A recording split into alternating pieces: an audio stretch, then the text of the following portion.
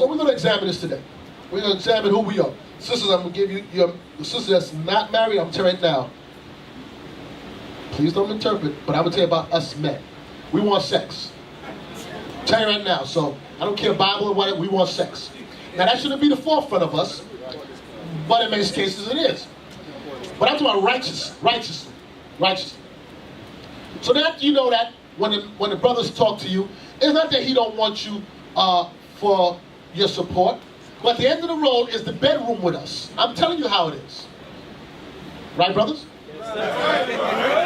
So now, if you know that, and that's the end of the road, and you begin with sex, you're a fool. Because they already told you what they want. Oh, he set you up. They already told you what they want is sex. So if you don't get caught off the rip on some premature relationships, shame on you, because you're an idiot. You're an idiot. Because the only difference between the men in the world and the men in the truth is that we have to apply the laws of God. But we have the same characteristics. We just have to govern them by this. Now, if you don't know this, then you won't know how to identify to do this. No good for you. It ain't no good. You're going to keep on making the same mistakes and then saying, let the Bible talk. Where do we begin? You want to read Deuteronomy 23, right? No, not all. Deuteronomy 23:17. Deuteronomy chapter 23 and verse 17. There shall be no whore of the daughters of Israel. Okay. It says there shall be, and let's finish it. Nor a sodomite of the sons of Israel. Okay, I want to do the first part. There shall be no whore of the daughters of Israel. So sisters, here we go. Identify what is a whore, brother. Right behind you. Come on. Mike. I don't need a mic. Just stand up and talk. Loud. Like a lion. I want to say, I don't need a mic. Let's go. Take too long. A whore is a woman that sleeps around with another man. Okay. So say you don't see her sleep with men, but how can you identify a whore? What would be some identifying characteristics of a whore? Dress code. Oh, her dress code. That's Proverbs 7. Her dress code. 1 Timothy's 2, right? Yeah. 1 Timothy's 2. Give me Proverbs 7. Read. Proverbs chapter 7 and verse 10. And behold, there met him a woman with the attire of an harlot and subtle of heart. So the attire of a harlot is one of the identifying signs of a whorish woman. Now I'm going to tell you, I've experienced before in over my years in classes. And funny, I dealt with quite not in Austin, but in Orlando, a handful of times where I'm teaching a class, and from where I'm sitting, I can look straight up a woman's dress. And I'm like, what the hell is... Yo, listen. And someone was married woman. I'm like, hey, listen, can you tell your wife I can see her drawers? Why is she in here for? Sisters, you dress negative, you're going to attract negative attention. You dress like a whore, you're going to attract a whoremonger. I'm telling you, that's what you're going to find. Because all he's going to want you for is sex.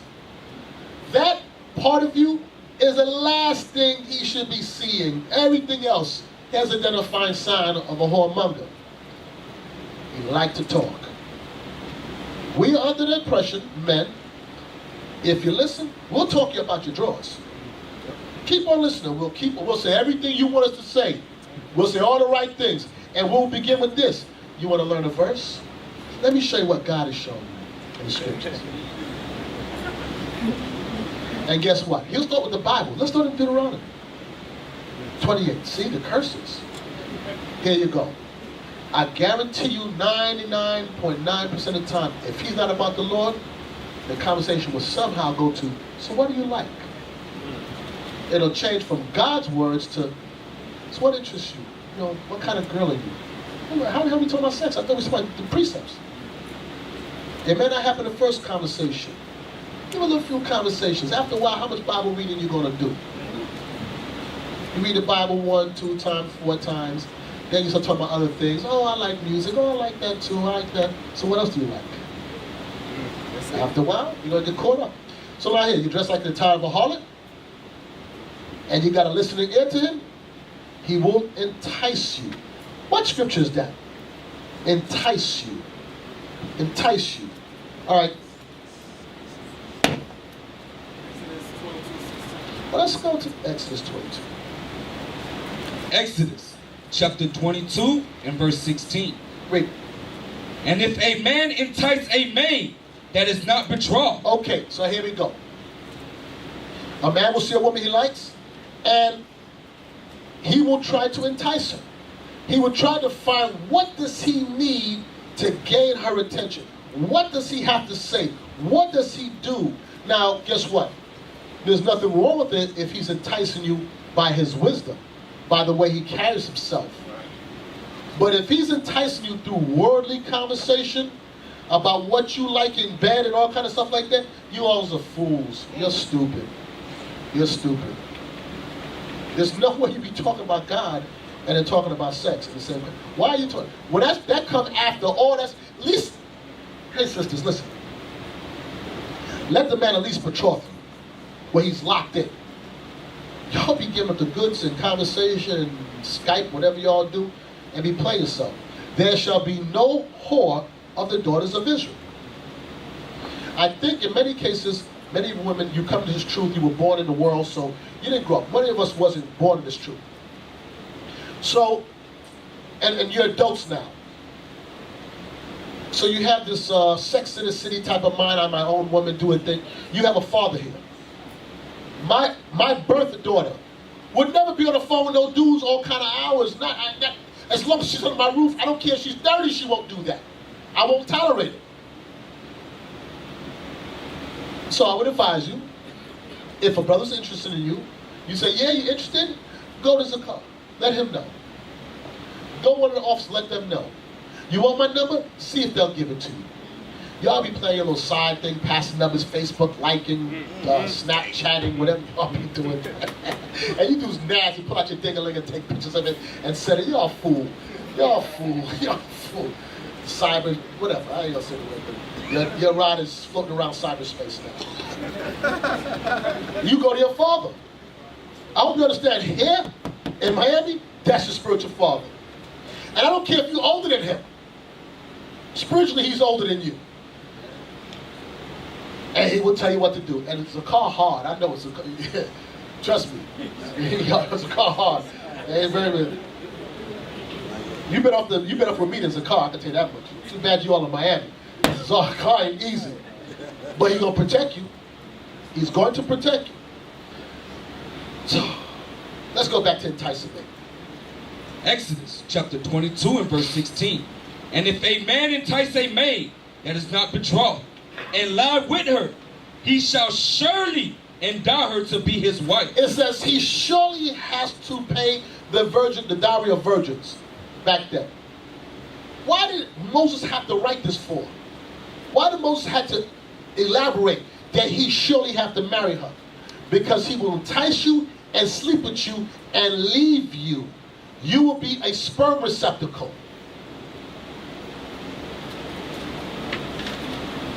You understand what that means, right? They deposit sperm inside of you and don't want nothing else from you. Man, don't cheapen yourself, ladies. Your daughters are the Most High God. Any man that's dealing with you should be bringing about seed to come back righteous. Not that you just did because you look good and he used you like a wet rag. Y'all cheapen yourself. Don't let no man even talk to you like that. What did you say? What are you talking about? Hey, officers, this brother, man, embarrass them. Embarrass them. And you men, the sperm that you carry in your body is godly sperm. You don't deposit it in any woman like that. You wanted to be, well, I was going to say something else. You wanted to be the mother of your children, raise your seed. Who in here want to say that the mother of children is a whore? I ain't talking about the world whore, because they repented. I'm talking about in the truth. Deal with her like that. If you don't care for these women, like you say, you'll go about the right way. Now I know you're young and you're burning, and some of you are old and burning. And when I say burning, I don't mean STD burning. I'm talking about burning like sex burning. We want sex. Then get your stuff together. Be prepared. Get your mind right that you can guide her. Because if you can't guide her spiritually, and you can only guide her financially, she's going to give you hell. Sisters, get your mind right and wrap your mind that you have to be in subjection underneath the man. And after you married him, and he done wore your little backside out, and you look and say, I can't stand him. Well, you chose him. At Passover in Texas, I warned a sister. Well, I didn't warn her. I told her, Captain, I said, she out here for something else. I'm telling you. I ain't gonna say who it is, but anyway, I warned. I said, Captain, I'm telling you what I see. And he's like, all right. I said, I'm telling you. I told you there's no room. They made some room. I'm telling her to bring her son. She's like, no, he's here. I said, why are you gonna bring your son? I said, something wrong. Anyway, lo and behold, she had Passover, and she did something she wasn't supposed to be doing. And now the dude is like, and then she admits to it, because she feel guilty. You know what the dude said? I didn't do that. She looked like an idiot. Listen, she looked stupid as hell. Her conscience got her. So she said, listen, I was out of order. And the brother's like, I don't know what she's talking about. He left you out there to hang and look like an embarrassment. Now, and I'm going to deal with it. I'm going to be her state. So I'm going to talk about it one day.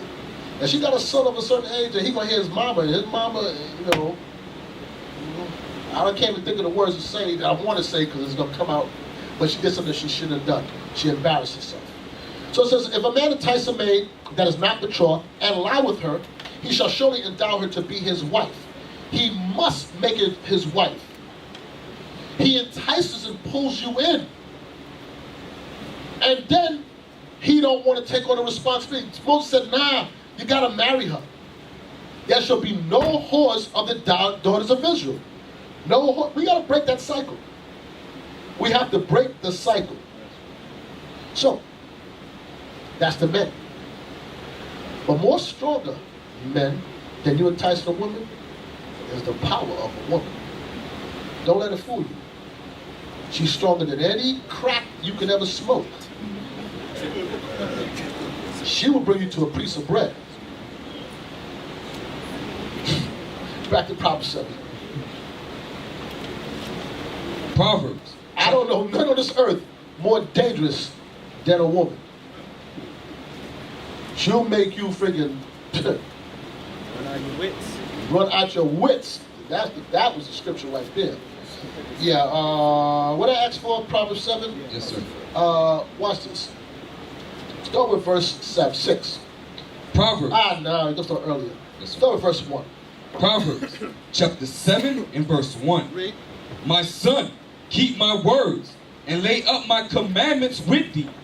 Keep my commandments and live, and my law as the apple of thine eye. Focus, brothers. Keep the laws of God as the apple of your eye. Read on. Bind them upon thy fingers. Write them upon the table of thine heart. It means upon thy fingers means let it be your actions. Upon your heart, your mind, let it dwell in your mind God's laws. Read on. Say unto wisdom, thou art my sister. You said to wisdom, you're my sister. Read on. And call understanding thy kinswoman. Why is he telling you to say to wisdom, we are my kinswoman? In other words, you better communicate with, be conversant with wisdom. That you close to me, wisdom. We like family. We close to blood. You know why? Because when you close to blood somebody, you can always, yo, that's my blood brother. I can leave, listen, I don't matter what's going on. You got my back. You need wisdom to have your back. Because there's about to be a war that's going to go on. And if you ain't close to wisdom, you're going to lose. Well, how you get close to wisdom? I'll show you how you don't get close to wisdom. Like this. The Bible closed. Bible closed, you sinning. Bible open, very hard for you to sin. If you're reading every day, I guarantee you it'll be almost impossible for you to sin willingly. Because unless you don't got no damn conscience. But if you read it and you apply these scriptures and reading and applying, it's kind of hard. But when that Bible's closed and you do whatever, you Facebooking it or whatever you're doing, Snapchatting it or whatever you want to call it, it opens the door to idleness. And where there's idleness, there is sin. Much evil, the Bible says. So you better make wisdom your kinswoman, your nearer of kin. Read on. Verse 5. That they may keep thee from the strange woman. It said that what? That they may keep thee from the strange woman. I'm sorry. I know you got the camera going, but you know. That they may keep thee from what? The strange woman. You better make sure you close to wisdom to keep you from that strange woman. Now I'm gonna show you something. This happened. I don't know if you remember this, Carl. This happened to me a couple Passovers ago. So I'm at Passover. This was in Orlando. And for those that know me, I talk to all the sisters. I'm very friendly. I move around and communicate with people. I ain't like Nathaniel. Nathaniel don't talk with y'all like that. Nathaniel different.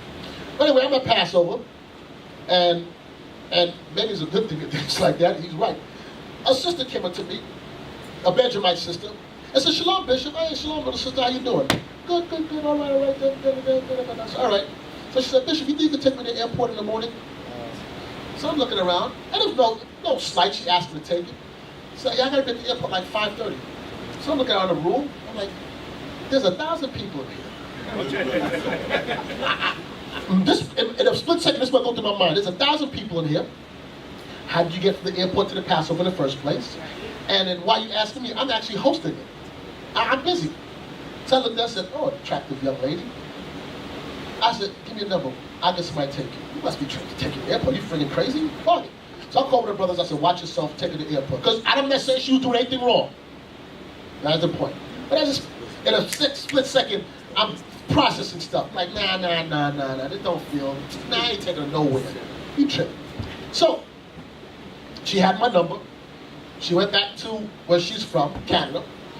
So she ended up calling me one day and told me, and this is the truth. She said, "Bishop, I was on drugs before this truth, and I'm a virgin, and and the guy had me on drugs." And I'm like, "Okay, now I'm not an idiot. Ain't no dude spending no money on drugs on you and he ain't sexing you. That's one thing I can tear down." I said, where's your earthly father? Let me speak to him." She never put him on the phone. She called me back the next time and said, "Bishop," these are words verbatim, "Bishop, I'm going through depression. I've been drinking all night and I'm masturbating." I said, "Oh yeah? Hold on. Speak to my wife." Click, delete her number. I ain't talking to you. I look like a fool. I look like I'm stupid. What the hell you tell me you masturbate? So what? Then what I got to do with me? Why I need to know that for? You trying to bait me? The same sister later on came back and said brothers trying to rape her. About a year later. That wasn't me, brother. She said, I'm telling you something. But what she's looking for was to put the bait out there. "Oh, so you're masturbating. Let me talk to you. Hold on. See if I understand still what you're going through." I don't understand crap. Don't call me. You call me. You want to figure out 100,000 people masturbating. What you calling me for?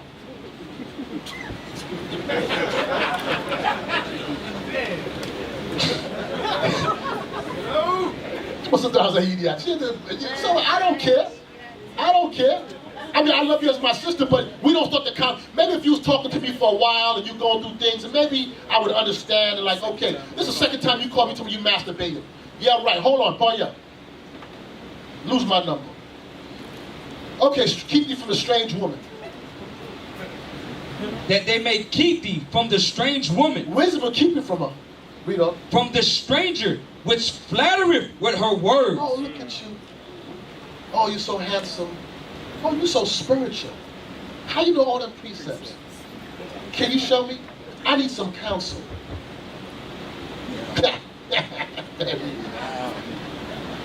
Read. Verse 6. For at the window of my house I looked through my casement, and beheld among the simple ones, I discerned among the youths, a young man void of understanding. Now here go this woman. That's what it said. Sisters, brother trying to entice you, you better be on your A game. You better know them scriptures and know bait. Forget everything else he says. Hear everything he's saying. But once that conversation goes to, so what you like? You hear his tone of his voice change. So what you like? Oh, Negro, please. When he's reading the scriptures, yeah, the Lord said, verse 28. They go, yeah, so what you like? Okay, here come the talk now. Here he come. Now here's a woman. She looked out the case with a window, and she discerned amongst all them. There go the simple one right there. I know he fooled. Watch this. Yeah. She know which one to bait in. She know the one's going to entertain the conversation. We had a sister just recently in one of the camps called one of the captains, and she said she called him for counsel. Now, she was a married woman, called him for counsel, and said, and he's, well, I don't say too much, but I won't give it away. But she ended up saying, I know you're going through things, and in so many words, like, I'm here for you. But she was baiting it with something else. There's other things she said. Like, how do you know what he's going through? How the hell you know what he going through? And she tried to hit him up on a fake Facebook page. She set up a fake page and hit him up. It's how I know what you going through. Boy, I'm telling you, boy, Israel. He said, I discern after one of the simple ones. Read on. I discern among the youths a young man void of understanding, passing through the street near her corner, and he went the way to her house. In the twilight, in the evening, in the black and dark night, and behold, there met him a woman with the attire of an harlot. It says now, this simple one, they met him, a woman with the attire of a harlot. Now, because he's simple, he too fool to put two and two together. Why is she dressed like that? He's supposed to see that and be repulsed, but he see it and he like it. He's enticed by it. She got him on the hook. So when you see a sister, now some sisters are just well endowed, they can't help it. But that don't mean you see 3/4 of her cleavage hanging out. You could put some on. That don't mean you wear size daggone 12 and you put yourself in a size 6. You understand? They dress like that because they're trying to bait you. You understand it, right? Are you men confused by that? Are you confused? No, sir. It ain't like it's comfortable. You wear 6 sizes too small. But y'all be like, yeah, that's right. Look at her. Read on. And subtle of heart. And subtle of heart. What does the word subtle mean? Go ahead. Tricky, slick. Subtle, tricky, slick. Know how to talk. Read. She is loud and stubborn. Stop. You know me, I'm all over the place. I'm asking you sisters something. All you sisters, all they married or unmarried. You come to an age from a little girl when you come into your womanhood, young womanhood, and you're changing body-wise. And then you see the difference how the males used to look at you to when they look at you, and you know how they're looking at you now. But you understand that. So that's why for sisters, you should have a spirit. And you see some man look at you too hard, drop your eyes. Turn them off real quick. Turn them off. Because I'm trying to catch your attention right now. You know what I'm talking about right now? Whose attention I'm trying to catch right now? Do you know? You know it's you. Right. You can tell by the way a man looks, he's trying to catch your attention. Drop your eyes. Not Negro. That's right. That's right. No. Please. For you men, you guys will be stuck. You still be staring. She looking at me. Nah, she cockeyed. She ain't looking at you. She looking over there. She got a lazy eye. Brothers that keep staring like they gonna transfer that thought to her mind. She gonna look up. She gonna look up. She know what I'm thinking. She gonna look up. I tell you, she wasn't. She trying to get your attention. She want to buy your highlighter. Okay, come here. Read on. She is loud and stubborn. Okay, another identifying sign of a harlot. She dressed. She talked too much. She's loud and she's stubborn. And guess what? You're still baited by it. Still got you on the hook. Read on. Her feet abide not in her house. Read. Now she is without. Now in the streets, and lieth in wait at every corner. So she caught him and kissed him, and with an impudent face said unto him, I have peace offerings with me. This day have I paid my vows. You know. Therefore came I forth to meet thee, diligently to seek thy face, and I have found thee. Now watch this. She says, I have peace offerings. When you get peace offerings up to the Most High, you take a portion of that meat home and you eat it. So what she told him? She dressed like a whore. She said, I got some food if you're hungry. And then, you know, men, they're going to follow the food. Yeah. And I got some food. You hungry? You sure? You want some tasso? You pickies? Uh-oh. Yeah, he's like, yeah. Ah! Got you on the hook. You're like, yes. Yeah. Go ahead. She said, I got something to eat. You hungry? She said, I was looking for you. No, she wasn't. She was looking out and finding a simple one. You think you're special. You ain't special.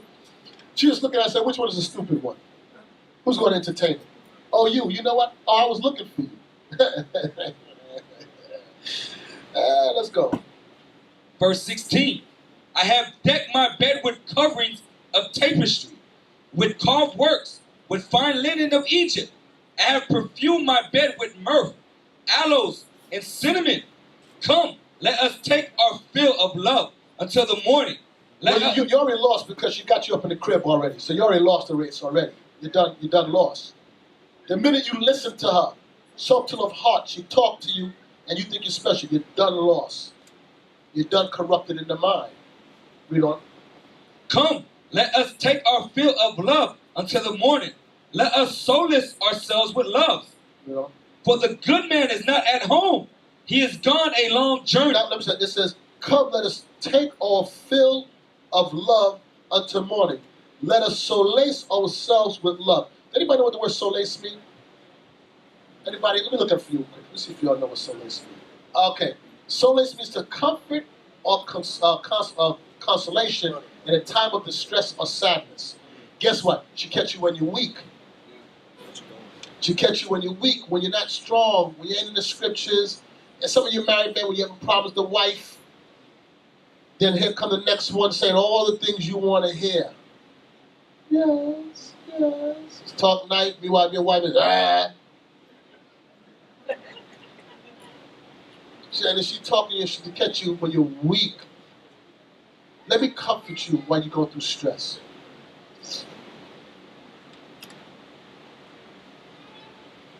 Read on. For the good man is not at home. He is gone a long journey. Hey, don't even worry about my husband. He ain't nowhere around. He's gone for a while. And guess what he do? Read on. He have taken a bag of money with him and will come home at the day appointed. I know when he coming back. Don't worry. She texted, bye. Watch this. With her much fair speech. With her much fair speech. That's why your black backside got caught. Because she talked long enough and you yielded to her. You shouldn't even listen. As soon as you see her dress out of order, not interested. She loud, not interested. You still be entertaining. Is a snake charmer pitied when he... Why give me that one a pity? Yeah, give me that real quick. Sirach, chapter 12 and verse 13. Who will pity a charmer that is bitten with a serpent? Who's going to pity a snake charmer when he get bit? Nah, you keep on playing with it, you're going to get burned. So, sis, if you see the man and he's trying to entice you with these words, with fair speech, oh, I can see, daughter Sarah, I can see guys on you. You know, you're the prettiest one here. You know, and talk to you, and you fall for that. Sometimes you women be stupid as hell.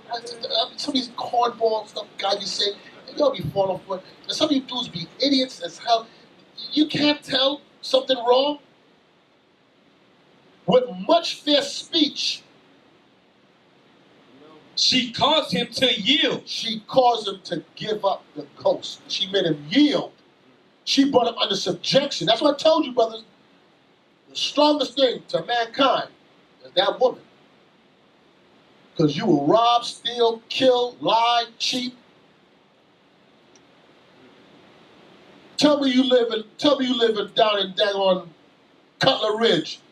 And her sister's fine and she's up in Broward County. And tell me you won't jump on every bus, bike, unicycle to get to her. Is she giving you some vibes? Tell me, is she fine too? Tell me you won't do that. You'll walk, run, jog, one leg, no leg.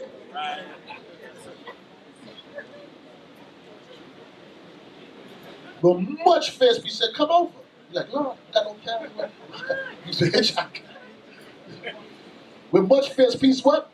She caused him to yield. With the flattering of her lips, she forced him. She forced his spirit. She moved you in her direction. Tell me what's stronger than that.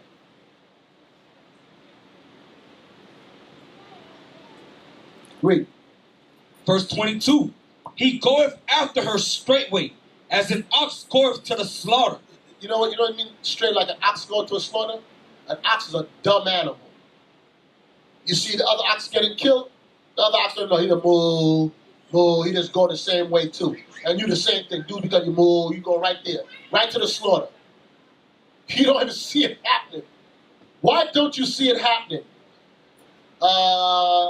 Wisdom of Solomon 7, bewitching of naughtiness. No, Wisdom of Solomon 4:12. I'm sorry. I apologize. Wisdom of Solomon, chapter 4 and verse 12. For the bewitching of naughtiness. You know what bewitching means? What does it mean to be bewitched? Now you know the kingdom. That's what I wanted. He got you under a spell. It says what? Oh, there you go. Bewitched. To influence or affect, especially through injuriously by witchcraft. To cast what? Say again? Definition number 1, B. To cast a spell over. Number 2 says to attract as if by the power of witchcraft. Bewitched by her beauty. That's why the scripture says stumble at the beauty of a woman. Well, we'll get back to that in a second. Okay, so she cast a spell over you. Charm, enchant, hex, look over, spell, strike, jinx, possess, voodoo. So guess what? Okay, let me ask Levi. You all should answer this. Now about voodoo. Okay, I asked Benjamin. But let me ask Levi about voodoo. What is the power behind voodoo? What's the whole point of it? The whole point, you understand what voodoo or magic or enchanting is that you can move someone to do your bidding. That's what it is. You get people to do your bidding. So let's read. It says, for the bewitching of naughtiness Doth obscure things that are honest. When you're under a spell, it will obscure or make hard to see the things that are right because you're under a spell. You know something's right, but you really can't see it. You don't really know because you're bewitched. How did this person get bewitched? What we just read. By her lips, she forced him. She talked a good one. So she talked long enough, and men do the same thing. Talk long enough and bewitched you. And got you believing it's going to be okay. It says, for the bewitching of naughtiness doth obscure the things that are honest. Read on. And the wandering of concupiscence doth undermine the simple mind. And the wandering of concupiscence, when you're wandering away from the laws of God, because the book ain't open, and you wander into lasciviousness. It says, doth undermine the simple mind. Didn't we read about that simple man back in Proverbs 7? He was a dummy. Did he call wisdom his kinswoman, his sister, his mama? No. He closed the book. He said, wisdom, you my stepmama. Somebody I heard of. And that woman said, there go the dummy right there. Gotcha. Now watch this. That happened to the dummy. We will stay in the same chapter. Wisdom of Solomon 4 and 8. Wisdom of Solomon, chapter 4 and verse 8. For honorable age is not that which standeth a length of time, nor that is measured by number of years. But wisdom is the gray hair unto men, and an unspotted life is old age. So you could be young in age, but if you live your life unspotted, that's wisdom. It's telling you that's gray hair. Because it's hard to live a life in this world, in this sinful flesh. Because everything around you is, I'm talking you men now, is based on idolatry. The woman as God. You see a car commercial, she's in a bathing suit. What does that bathing suit have to do with the car? It's all to trap you. It says, read on. Verse 10. He pleased God and was beloved of him. This man pleased God and was beloved of him. So that living among sinners, he was translated. It says, so living among sinners, God killed him. And this was a righteous man. Read on. Yea, speedily was he taken away, lest that wickedness should alter his understanding, or deceit beguile his soul. It said, this righteous man, God said, I'm going to put him to death before wickedness alters. That's to tell you how strong the vibration is out there. That this man was right with God. He pleased God. And God said, you know what? Man, he too good. Let me take him out of here because this wickedness in here is going to come and destroy him. So how much more for the simple man? It says back in the last verse, 12, it says, for the bewitching of noise does obscure the things that are honest, and the wandering of concupiscence doth undermine the simple mind. Undermine means it buries deep down inside of you. You know, when you undermine, you go down and you mine down. That comes deep in your spirit. It goes down inside of you, and it eats you from the inside out. But on the outside, you look regular. But inside of you is destroying you. She took your soul. Y'all ain't afraid? She took your soul. Doth undermine the simple mind. That's why it says in Romans, drop this, Romans 13:13. Romans chapter 13 and verse 13. Let us walk honestly as in the day, not in rioting and drunkenness, not in chambering and wantonness, not in strife and envying. But put ye on the Lord Jesus Christ, and make not provision for the flesh to fulfill the lust thereof. It says, let us walk honestly as in the day, not in rioting, not in drunkenness, not in chambering, not in wantonness, not in strife and envy, but put ye on the Lord Jesus Christ and make not provisions for the flesh. To make provisions for the flesh, when you have provisions is you store something up, right? That's what provisions are, when you store something up. It says, don't make a little place where you store something up because you're going to fulfill the lust thereof of it. It's called leaven. You leave a certain part of you that's never changed, and nobody can see it. It's between you and God, it's in there, but you're never changing. And slowly it begins to undermine you. Because here come the woman, she'll say something, and next you know, she'll cause you to yield to her. Give me that in Ezra what we're talking about. First Ezra chapter 4 and verse 26. Yea, many there be that have run out of their wits for women. Many men have run out their wits, run out of common sense, lose common sense. And you know, men is crazy.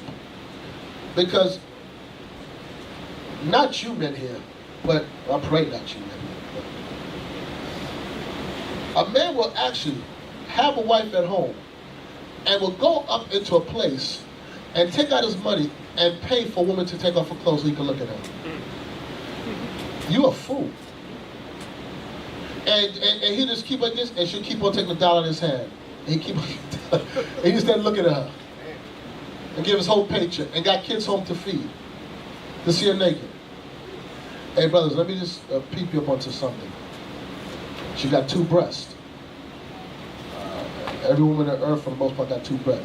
Now, maybe you can kind of convince me she had 3 of them, and you never saw 3 breasts before. But it's just 2 breasts. But you give up all your money, just be giving away to see that. Many men have lost their wits. Let me ask you a question. I can see the 2 breasts, so what? You touch it, so what? Do you know they're not yours? It's anybody here who got a dollar can actually touch it. It's only special when you're the only one that can touch it. You know that, right? That's right. I'm there waiting with my dollar while he's touching it. I want to pay next so I can touch it. He was a fool. The man is stupid as hell. Oh, God, boy, we stupid. We do some stuff. Maybe you got a wife home with 2 of the same things. Well, you got to pay for them too, but it's different. It's different pay. It's happy them cost more anyway. Please. Yeah, you keep those. You know you ain't going to get to touch them. Go ahead, read on. Yea, many there be that have run out of their wits for women, and become servants for their sakes. They yield and become servants for their sakes. Many, many, many have lost their minds. Here's the first step of recovery. Identify that you lost your mind. And you know what? A lot of these women know when you lost your mind. They know they got you on the hook. Like, yeah, I got it. Girl, I got it. Watch. Look at him. Watch him. Look, see, he can't stop looking over here. Yeah, he's still looking. Is he still looking? Yeah, he's looking. Look, see, he's looking. That girl, he's looking. I told you. You're not even paying attention to the Bible. Look at him. Keep on looking. I'm gonna tell him it's a car. Can't read all. Oh, stop. Now jump up to verse 25. First Ezra, chapter 4 and verse 25. Wherefore, a man loveth his wife better than father or mother. It says a man, that's how strong the woman is. A man will love his wife more than his mommy and daddy, which is good, but here's a point. Because your mommy and daddy raised you, took care of you, and here come a woman. You know your mommy and daddy from you was born, now you grown. And a woman come in your life, you're like, mommy, daddy, who? That's how strong. That's what it says. A man shall leave father and mother and shall twain unto his wife, and twain shall be one flesh. Matthew 19. It's telling you, that's how strong it is, that you walk away, you leave country, you move. We got brothers that moved to Trinidad after a woman left the country. I tell you, we'll travel to, boy, never been to Trinidad ever in his life. Don't know nothing about it, never had a passport. Ain't never left the 50 states. But he picked up and left the country. And if there's a space shuttle here that jumped on that tube, that's what she is. It's on Venus. So, let me try to rally back about marriage. Sirach, 25. Oh, no. Tobit. Let's go. Tobit. Tobit ain't first. I'll do it backwards. Tobit 8. 6. Yeah. Tobit, chapter 8 and verse 6. Thou madest Adam and gavest him Eve his wife for an helper and stay.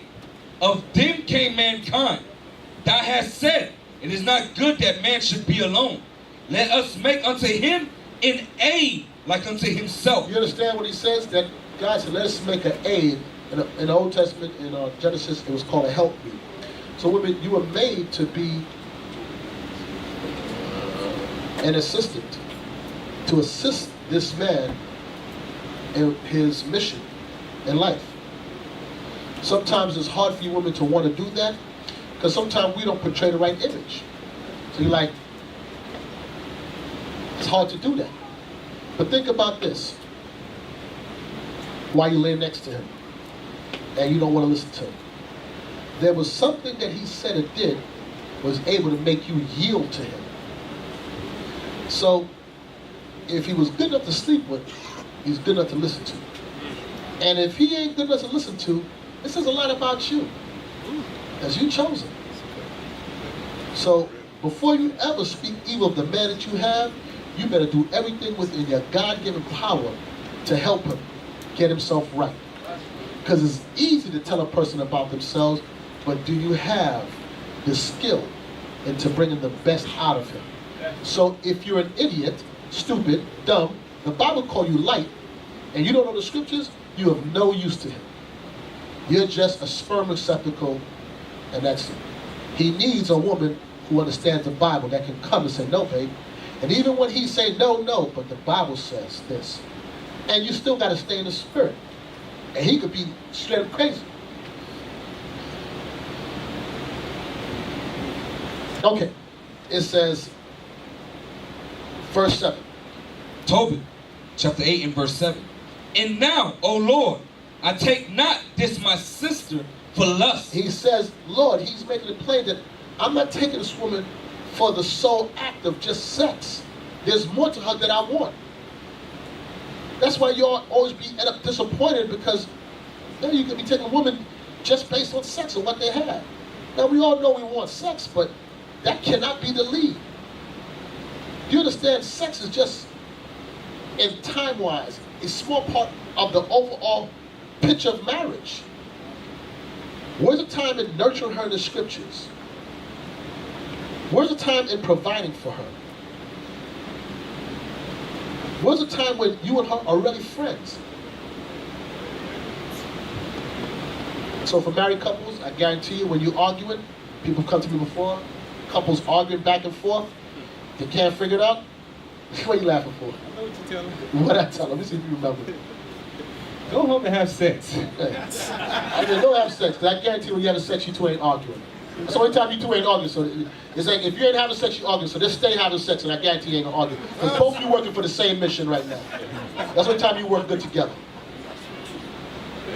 Another time, one time called me, him and his wife having problems over stupidity. Let me leave my house and drive all the way up 30 minutes away. They're arguing about nonsense. I said, man, listen. Y'all just go have sex, man. How you wasting you for it? By the time I left and went home, oh, they called me, they good and everything, good and good. I said, yo, you wasting my time coming over there. You wasting my time. There's arguing, after they was arguing, I'm not exaggerating, there's arguing like over organic food, some stupid stuff. I said, you called at my house for that? He said, I take my sister for lust, but uprightly that what? Therefore, mercifully ordained that we may become aged together. This is what he said to God, Lord, bless us that we can grow old together. More than anything, I want to grow old with this woman.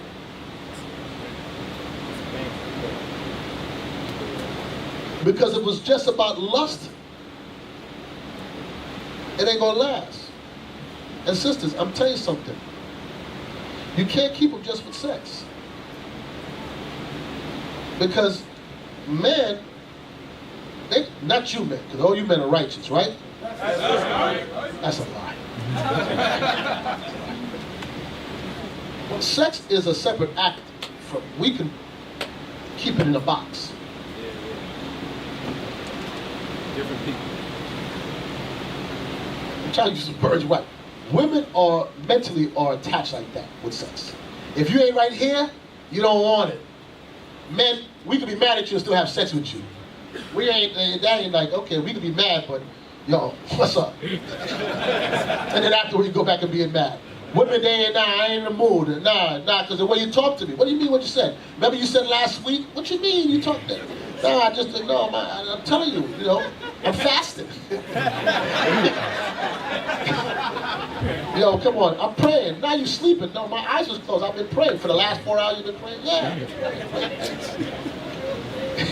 Thank you. That we might become aged together. So, how can a marriage work when there's so much lust around it? Here's the answer. Can I ask a favor? I want the card to read for me. It's been a while. What was the card? 1 Corinthians chapter 7. It's not that you was doing a bad job, but it's been a while since I got to read for you. 1 Corinthians chapter 7, verse 1. Now concerning the things whereof ye wrote unto me, it is good for a man not to touch a woman. Nevertheless, to avoid fornication. Wait a second. Why? Wait, whoa. Pause. Why is it good for a man not to touch a woman? I thought it was good to touch a woman. Why did Paul say it's good for a man not? I want to see if y'all thinking. Yeah. Northern Kingdom. I forgot, what's your name, brother, again? Yeah. Jake. Fornicating. Okay, fornicate. Okay, let me say. Yes. There's something I'm trying to say. You know me, I'm not good at asking questions. Okay, let's do it the righteous way. Let's do this righteously. Why is it good for a righteous man, not to touch a woman? There we go. Because maybe. There we go. Yeah. I'm listening. Oh, you, cameraman. It's good for a man not to touch a woman because now the work that he's doing is just strictly for the Most High. And she's not involved. You ain't got to worry about all this extra stuff that comes with it. Okay, watch this. Go to verse 28. 1 Corinthians chapter 7, verse 28. But, and if thou marry, thou hast not sinned. It ain't no sin if you're married. And if a virgin marry, she hath not sinned. And if a virgin sister marries, she ain't sin either. Read on. Nevertheless, such shall have trouble in the flesh. Because in marriage there's going to be trouble. So Paul says it's good not to marry. So you can attend to God's business. Because if you're married, there's going to be trouble in the flesh. There's going to be problems. Let me explain to you about marriage and life. Remember we read in Matthew's, what else I was asking for, Peter's? Yeah. Okay, remember in Matthew's 19 when it says the two shall be one flesh? Mm-hmm. Give me that real quick, Matthew's 19. And then, let's get that. Matthew chapter 19, verse 4. And he answered and said unto them, have ye not read that he which made them at the beginning made them male and female, and said, For this cause For this cause shall a man leave father and mother, and shall cleave to his wife, and they twain shall be one flesh. it says, and they two different people become one flesh. Do you think that's like the day you say I do? That's how it works. You two don't. One flesh is about one mind, one spirit. How does that happen? I'm asking you, brothers. How does that happen? Your brother in the back. Explain. Brother David, by sex, that's what's contrary to the marriage. Okay, but after they have sex now, right? Yes. It says that two shall be one flesh. How do They join together. They living under the same roof. No, there's something more than that. More than that. More than just sex I'm talking about. So all on your guys' mind is sex, sex, sex. I'm talking about something else. Right there, yeah, brother, you. Yeah. State your name. Shalom, Bishop. Shalom, brother. Brother Lael. It's good because you want them to both have the same mindset, done the same, reading the same, they believe in the same thing. Okay, now we're talking. Now we're talking. Now we're talking. What were you holding? Sirach 36:24. Okay, good. Yeah, get that. Drop everything other than Corinthians. I know I got you holding a lot of stuff. Read it. Sirach chapter 36, verse 24. He that getteth a wife beginneth a possession, a help like unto himself, and a pillar of rest. Right. He that getteth a wife, it says, beginneth a possession. Now, I know many of you brothers taught this, and many sisters heard it before. You're my possession. You sisters never heard that before? The scripture said, he that getteth a wife beginneth a possession. Now, you are your husband's wife, but you ain't like a dog, like you my possession like that. It says you begin to build a family. Right. Together, you two begin to build the house of whoever that man is together. You two are joint heirs. But read that again, what you pulled, officer? He that getteth a wife beginneth a possession, a help like unto himself. A help like unto himself. That's the problem. Imagine it says the two shall be one flesh. There you go. She has to be a help like unto you. Sirach 7:26. Book of Sirach, chapter 7, verse 26. Hast thou a wife after thy mind? After whose mind? After thy mind. Are you supposed to have a mind after your wife, or your wife a mind after you?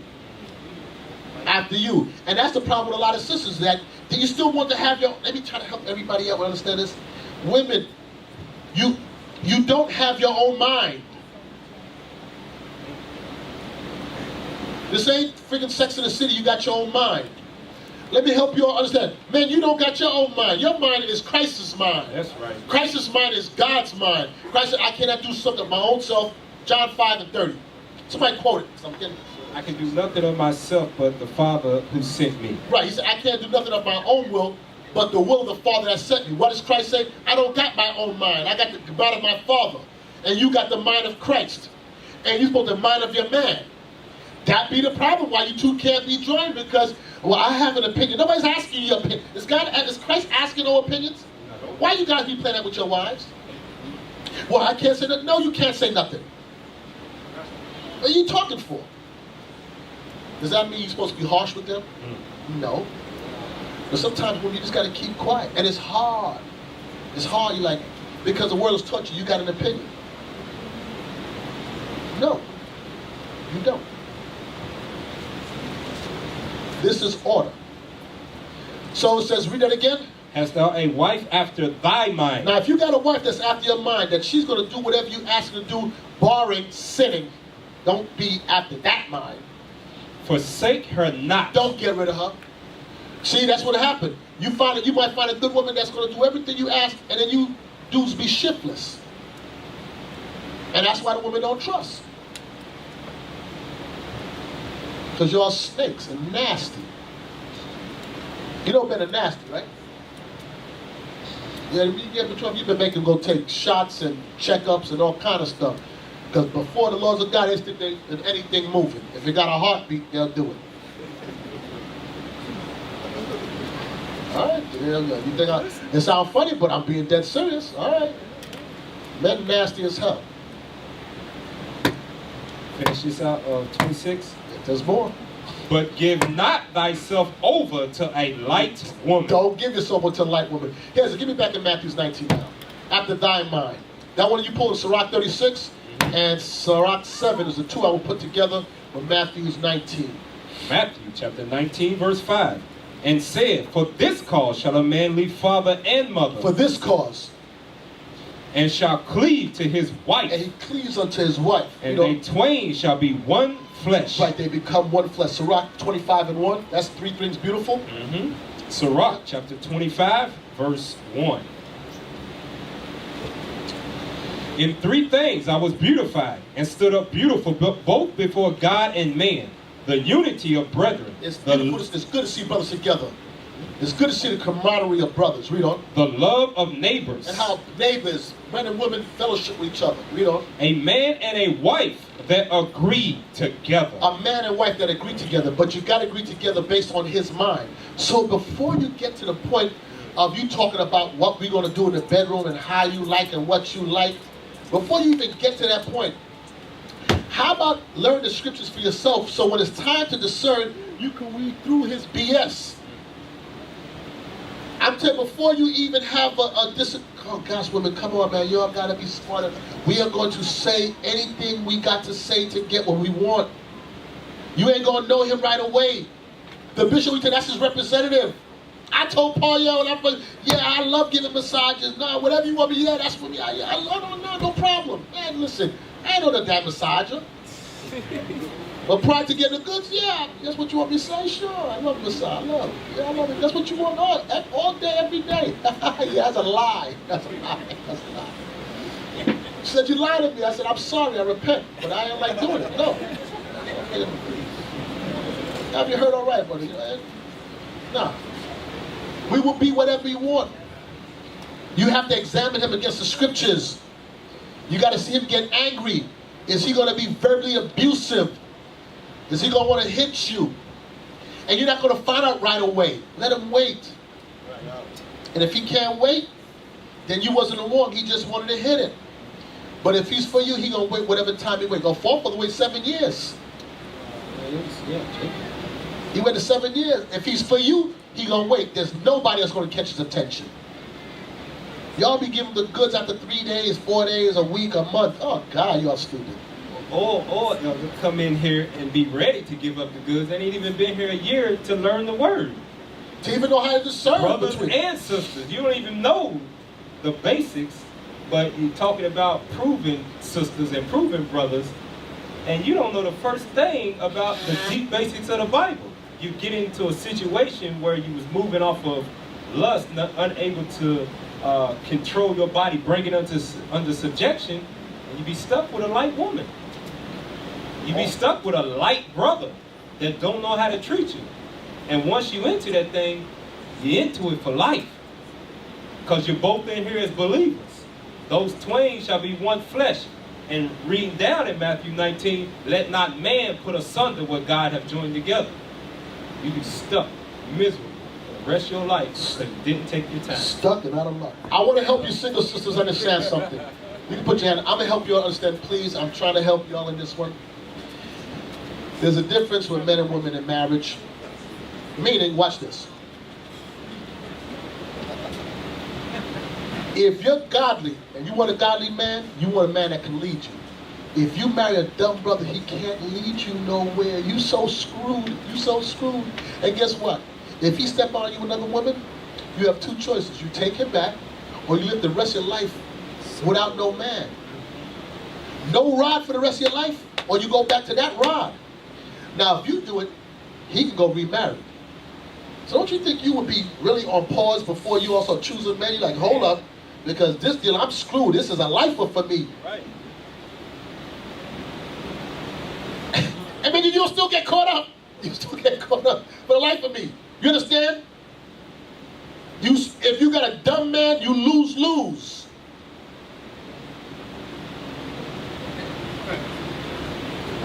Lord, it's bad for y'all. So I would think y'all would be so smart in these scriptures that you'd be so tight in this Bible that he would come at you like, get that the Bible says that. No, please don't talk to me like that. What did you say? No, the Bible says that. Oh, you can't control your spirit, right? At the sea, you know, a man can't rule his own spirit. Like the city was wall broken down. You know these precepts. You're like, yeah, nah. Okay, with all due respect, brother, here you go. This is what the Bible says, okay? All right, then. Y'all should be so swift in that Bible because y'all gonna get jammed up. Man, you cheat on others, like, all right. Sorry to hear that. I forgive you. I'm sorry for you. Oh, don't worry about it. I forgive you. Because God told me. All right, what's it? Let me go look for the next one now. I learned from that last one, don't do that. Let me find out. You don't move on. Ah! Ah! And then you still let him talk slick in your ear. Oh, God. Okay.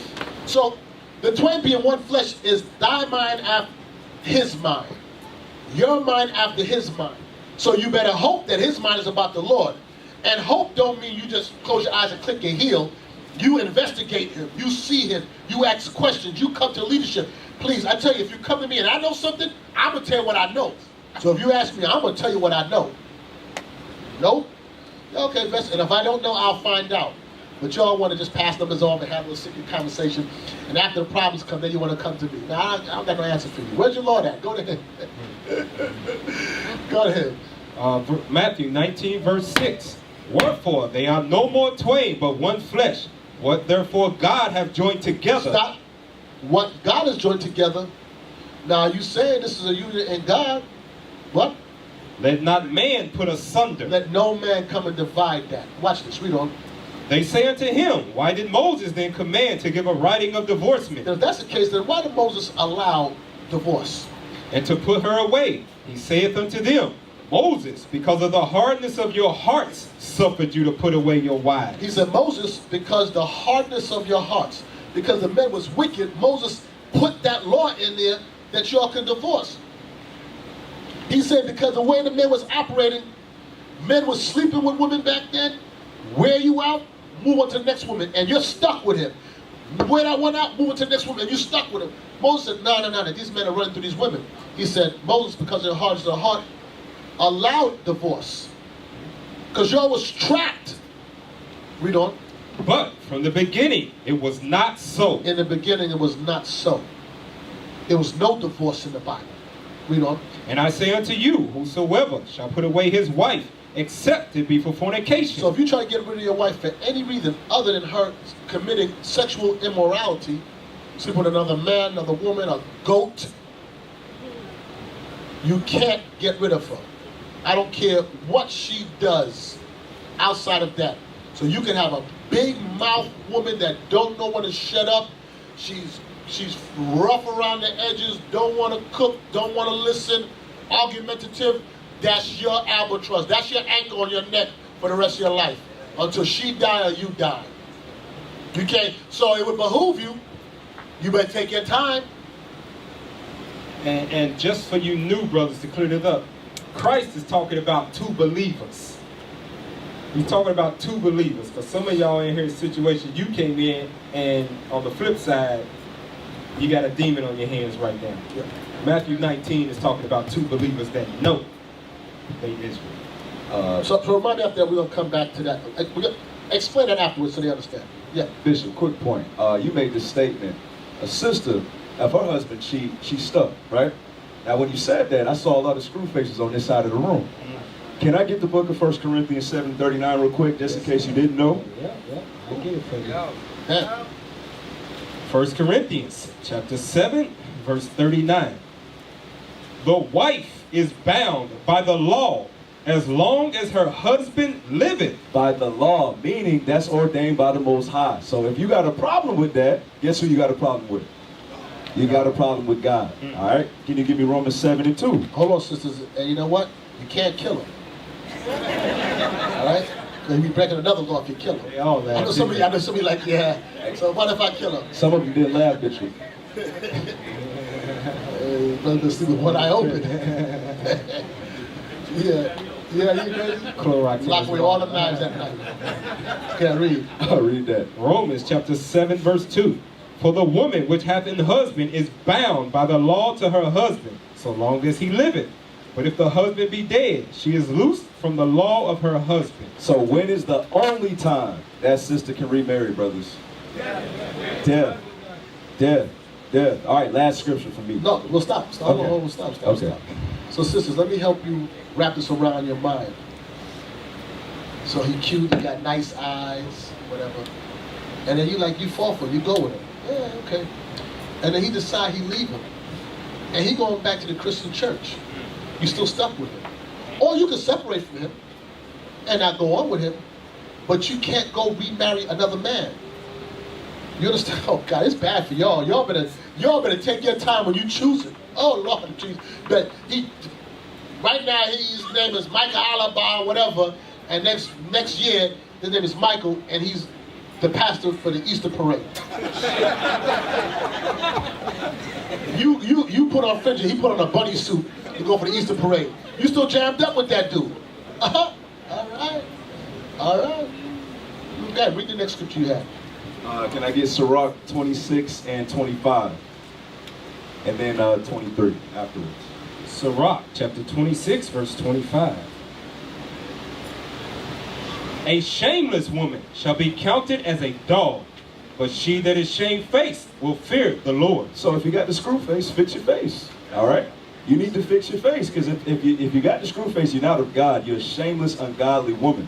And if you keep it up, verse 23 is what's going to happen. Verse 23, a wicked woman is given as a portion to a wicked man, but a godly woman is given to him that feareth the Lord. Self-explanatory. Let's go back to Matthew's 19.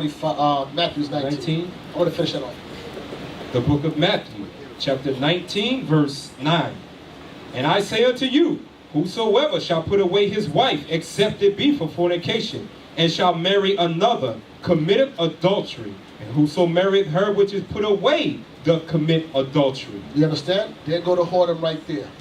If you try to get rid of your wife and to go to another woman, you committeth adultery. And if she goes, you cause her to commit adultery. And that's the fall of Israel. The broken family, the broken marriage. Read on. His disciples say unto him. Who? Who said it? His disciples say unto him. Christ's disciples said unto him what? If the case of the man be so with his wife, it is not good to marry. You heard what the disciples said? They said, well, hold on, Christ. Hold on, you know these Wait, hold on, Christ. Wait a second.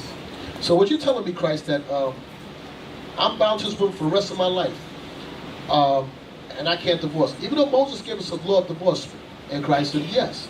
He said in the beginning it wasn't like that. He took it back before Moses and said it wasn't beginning. He said, okay.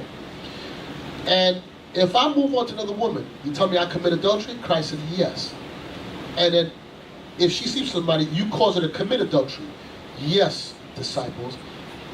They said, okay, so if that be the case, then it's better not to marry. Because that means I'm jammed up with this woman for the rest of my life. Those were the godly men saying that. So what does it say? They understand how serious marriage is. Because you might get married to a woman that, I said, she could be a full-blown demon. She just ain't a hoe. And you're going to deal with all the other stuff and never get rid of her. So the disciples had to ponder upon that. Then maybe it's better not to marry them. Back to 1 Corinthians 7. They said that. I won't touch another one the rest of my life. I can deal with that there, Lord. Hey, Christ came and tightened the game up. Yep. He made this marriage thing tight. Now he's like, okay. He's like, yeah, she cute, but I don't know if I like you that much that forever, you know. She don't look as cute as she did before. He's sort of thinking like, let me slow down and rethink this. Because they understood what was at stake, because they know no adulterer is getting into the kingdom. Yeah. They said she ain't worth that. Yeah. I stay by myself. Yeah, let me just read that 1 Corinthians 7. 1 Corinthians chapter 7, verse 1. Now concerning the things whereof you wrote unto me, it is good for a man not to touch a woman. Right. Nevertheless, to avoid fornication. So, I want to use that first part. This is to my fornication, but I want to use the first part. They was thinking maybe it's best not to marry. But in this case, it's telling you to avoid fornication, it's good for a man not to touch a woman, like the brother said. And to not fornicate. But to avoid fornication, take a wife. Watch this. Let every man have his own wife. Hold this. So to avoid fornication, take a wife. It's good. Watch this. Hold this. Go back to Matthew 19. I want right after Matthew 19, next part. Matthew chapter 19, verse 10. His disciples say unto him, if the case of the man be so with his wife, it is not good to marry. But he said unto them, all men cannot receive this same. They said, it's better that we don't get married then. And Christ said, every man cannot receive the same. To have a spirit where you can go through a whole life, man, without dealing with a woman, that's a gift from God. I don't know that. I've never met him yet. I don't know. Where is he in this room? Because I would like to shake your hand. Christ said, all men cannot receive that same. Read on. For there are some eunuchs which were so born from their mother's womb. There's some men who privates don't work. They were born eunuchs. And there are some eunuchs which were made eunuchs of men. And then you have some men that were made eunuchs. They cut them off like no. I wanted to recent Carver, the peanut guy. Washington Carver. Yeah, he had his privates cut off. That's why his voice stayed high. They cut him off. He don't have no rod no more. Read on. And there be some eunuchs which have made themselves eunuchs for the kingdom of heaven's sake. Meaning he refrained from women so he could serve God. Not all men have that same. They could do that. So to avoid fornication, take a wife. But here, this is your problem. Y'all, because you're burning, just run and go take a wife. You're blurry. I'm going to tell you, when this is working, this ain't working. You ain't never going to make the right decisions. But here's a good way to make a right decision, to make sure. Seek counsel. Y'all never want to seek counsel. Y'all can you get married, do the same thing. Yeah. When you know you like a sister, that's exactly when you don't do nothing. You go right to counsel. You say, listen, brothers, this is what's going on. Listen, I'm burning, whatever. She look good, and this is what's in my head. Tell me, what should I do? How many of y'all made mistakes in the world when that was working? Picking all the wrong choices. And right after the finish, you go, oh, damn. I don't even really like her. She don't even look that good. Damn, how do I get rid of her? Yo, my boy, he got shot. I gotta run. Yo, I'm gonna call you. Yo, my house is on fire. Your husband call. Tell your man call. But prior to that, she was a dime piece. So, in a multitude of counsel, there's safety. Sisters, if you don't lean on the senior woman, and an officer set up here, and you go about your room, I'm telling you, you're going to make mistakes. And then one day you're going to wake up next to that man, and you'll look at him and say, oh, I can't stand this guy. Hey, good morning, my lord. Tell you you're going to say that. I think I'm joking. I know some of you women in here already said it. You see him sleeping there, like. Why do you close his damn mouth when he goes to sleep?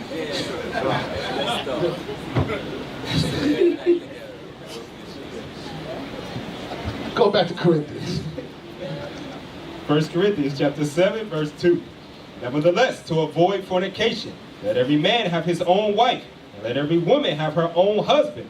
Let the husband render unto the wife due benevolence, and likewise also the wife unto the husband. So you want to know how the marriage can work when there's so much temptation in the world? Render to your husband due benevolence. Don't use sex to hold out on him. A lot wouldn't be doing that. They be trying to hold out and use sex as a tool, a bargaining chip. Nah, can I tell you something?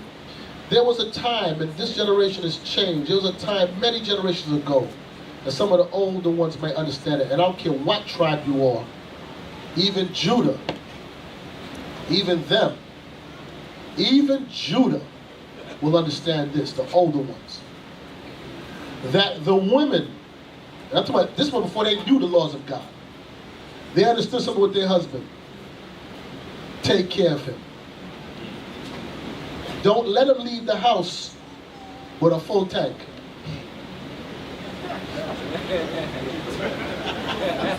Fill his belly and empty his tank. So if you go someplace, he don't eat no next woman food, and if he end up dealing with a woman, he don't give her his full strength. They had sense, even though it was wickedness back then, but you understand what I'm saying. You wouldn't be holding out You crazy? It's like you putting friggin' a pipe and a lighter in front of a crackhead and tell him be on your way. You sisters understand? Fill his belly, empty his tank. It says, render to him due benevolence. And likewise also the wife unto the husband. Read on. The wife have not power of her own body. Do you understand? Your body don't belong to you. You don't have power over your own body. Read on. But the husband, and likewise also the husband have not power of his own body. And you can't do that with yourself and hold out on her. Let some next man get up in her head and cause her to err. And whose fault is it? You. And whose fault is you if you hold out on your spouse? So the question was, how can a marriage work when there's so much temptation in the world? Well, it's going to be hard to work if you keep on taking care of each other and making sure that whatever problems you have, don't let that be the problem. Fix that. Read on. Verse 5. Defraud ye not one another, except it be with consent for a time, that ye may give yourselves to fasting and prayer. That's the only time that you two refrain from come together. When you two are fasting, or anybody's fasting, and in prayer, that you're tending unto God. Other than that, it's the commandment of God on both ends, never to deprive each other. Now, why would you do that? Why would you deprive your spouse? You hate her, and you hate yourself, or you hate him. I'll leave that alone. Let's go on 2 Timothy. 2 Timothy chapter 2, verse 21. 2 Timothy chapter 2, verse 21. If a man therefore purge himself from these, he shall be a vessel unto honor, sanctified and meet for the master's use, and prepared unto every good work. Flee also youthful lust. Yeah, purge out youthful lust. That's what I said. What does she got? She got two breasts. Everyone got two breasts. She got a back. Everyone got a backside for the most part. She got a private. Every woman got one of those. It's only special when it only belongs to you. Flee the youthful lust. Purge yourself from that. If you don't purge it out your spirit, man and or woman, and you make a provision for it, you will fulfill the lust thereof. You will fulfill the lust thereof. And that's why a lot of times you get into wrong relationships, because the right things are not governing you. Flee youthful lust. Follow righteousness, faith, charity, peace, with them that call on the Lord out of a pure heart. It says, with a pure heart, with a sound heart. Flee that youthful lust. That's when you wasn't governed, you didn't know no better. But now you learn the laws of God. How can you allow yourself to get caught like that? How do you allow yourself to get caught like that? It's time for us to grow spiritually. Watch this. Proverbs 5. So after today, if any of you all, and I'm going to start with the sisters first, if you let any of these brothers get up in your head, and not all of them, well, let them get in your head, and you don't seek counsel, shame on y'all, you get exactly what you deserve. A brother in here is trying to talk to you or whatever. Oh, sisters, another thing. Stop looking for men out in the world and think you're going to bring them to the truth. Don't do that. Let them come in and learn first. Don't think that you're going to, and brother, don't try to find a woman out there in the world that you're going to bring them to the truth. By marrying her. Don't do that. That's dumb. You're dealing with an unbeliever. That's fornication. But anyway. Also, too, one thing for brothers and sisters proving, sister proving a brother proving a sister. Don't be in here, you talk to one sister, you talk to one brother, you find out that, oh, they're not the one for me, and then a week later, you're trying to prove another brother or another sister. That's you having that provision inside of you, that's lust you're trying to fulfill as fast as you possibly can. That makes you a whore, or a whoremonger. Two at the same time.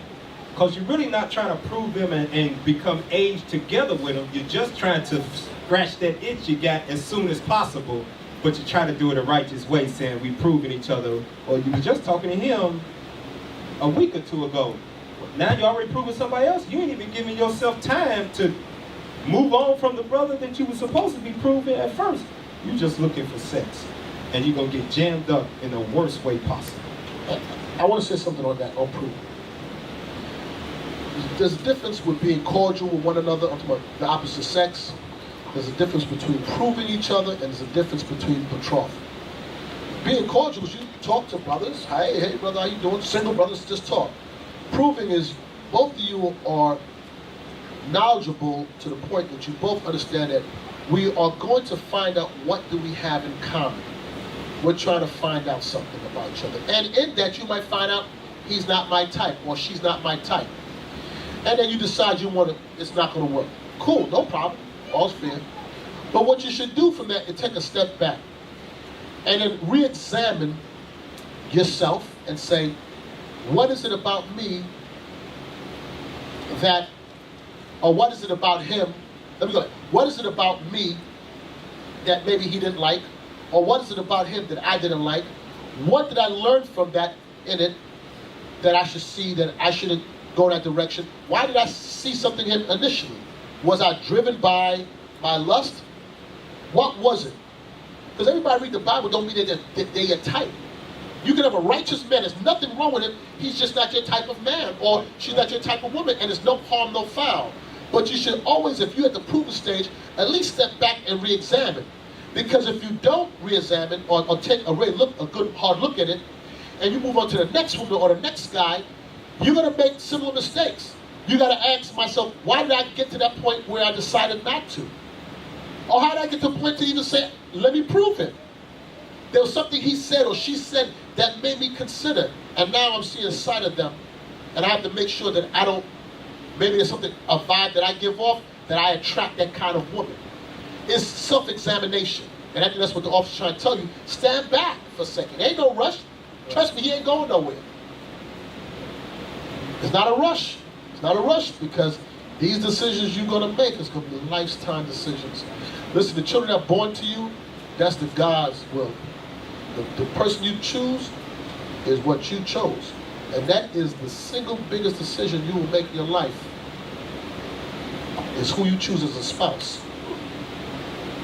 Hope you understand that. Because it's forever. So if you make I would think that'd be slow. You better take so much time, investigate, reinvestigate, get in an argument, see how she handled it, see how cold showers. Yeah, whatever. But boy,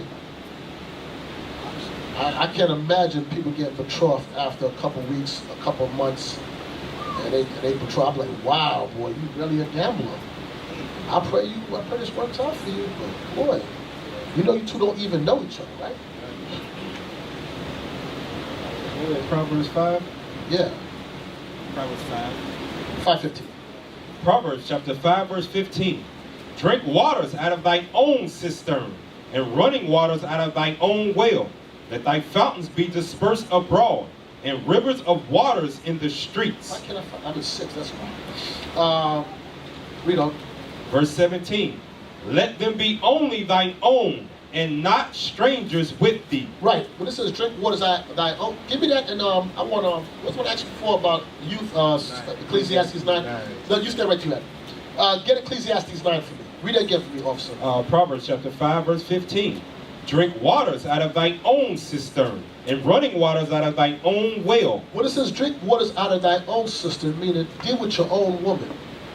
Deal with yours. The grass is not, but the grass ain't green on the other side. Y'all be getting disenchanted with your spouse. Well, you chose her. It said, drink water out of thine own cistern. Read on. And running waters out of thine own well. Read on. Let thy fountains be dispersed abroad, and rivers of waters in the streets. Read. Let them be only thine own, and not strangers with thee. And don't go deal with strangers outside of your wife. Read on. Let thy fountain be blessed, and rejoice with the wife of thy youth. With the wife of your youth. I'm going to tell you, for those that are married, newly married, the years go by quick. I know y'all don't see it because you're young, but the years go by quick. And one day you're going to wake up and you're going to realize you're 20 years into it. You're like, damn, what the years went by? Make good memories. And whatever bad memories you have, you better compound it with good ones now. Because life is short. Now you can have 20 years of just headache or make it right. But at the end of the day, you two together. But you're going to wreck the marriage. With the wife of thy youth, read on. Verse 19, let her be as the loving hind and pleasant roe. Let her breast satisfy thee at all times. Let her breast satisfy thee at all times. And be drink water out of thine own cistern. Read on. And be thou ravished always with her love. And be ravished with her love. Well, sisters, I want to say this. For that man to be like that, you got to be pleasing. You got to have a smile on your face. You got to come in the house and warm his heart. You can't come at you like this. You got to be nice. You got pleasant words. You know, you can move that man to greatness or you can tear him down. And vice versa. It's not but one way. This way, your love will ravish him. He wants to ravish you, but if it's always complaint and nagging and negativity and nothing good, it's like, come on, man. Please. And then here comes the strange woman. Because right now, she's going to be there to console him. Solace him. Give him no reason to look nowhere else. Y'all believe, generally, that he don't got no choice. He's stuck with me. Because he can't have another woman. Is that the reason why you want your man to be with you? Or you want to be with you because he wants to because there's nobody else? A lot of you want to think because you got him trapped. You don't want a man trapped. You want him, you want to unlock the door and he keep on running home to the house. He trying to break out. It's a skill that you all have, but in many cases, not used. Not used. Our foremothers had that skill, where they made the men yield to them because of their righteousness and their wisdom, and they know how to speak. We'll go to that in a second. Yes, sir. 1 second. Yes, sir. Shalom. You mentioned cordiality. Is there different levels to proving a spouse? Yes, sir. Oh, well, I think, I believe so. And I'll tell you the first is friends. You all speak in the school as friends. Friends don't have no real deep, like friendship. Like, hey, brother, shalom, sister, you two talk generally. It ain't no real personal conversation. But then when it's time that you try to prove somebody, you kind of two realize that I'm single, you're single. Are you attracted? Or do you see something in me? Yes, I see. Okay. So let's all find out. What are your likes and dislikes?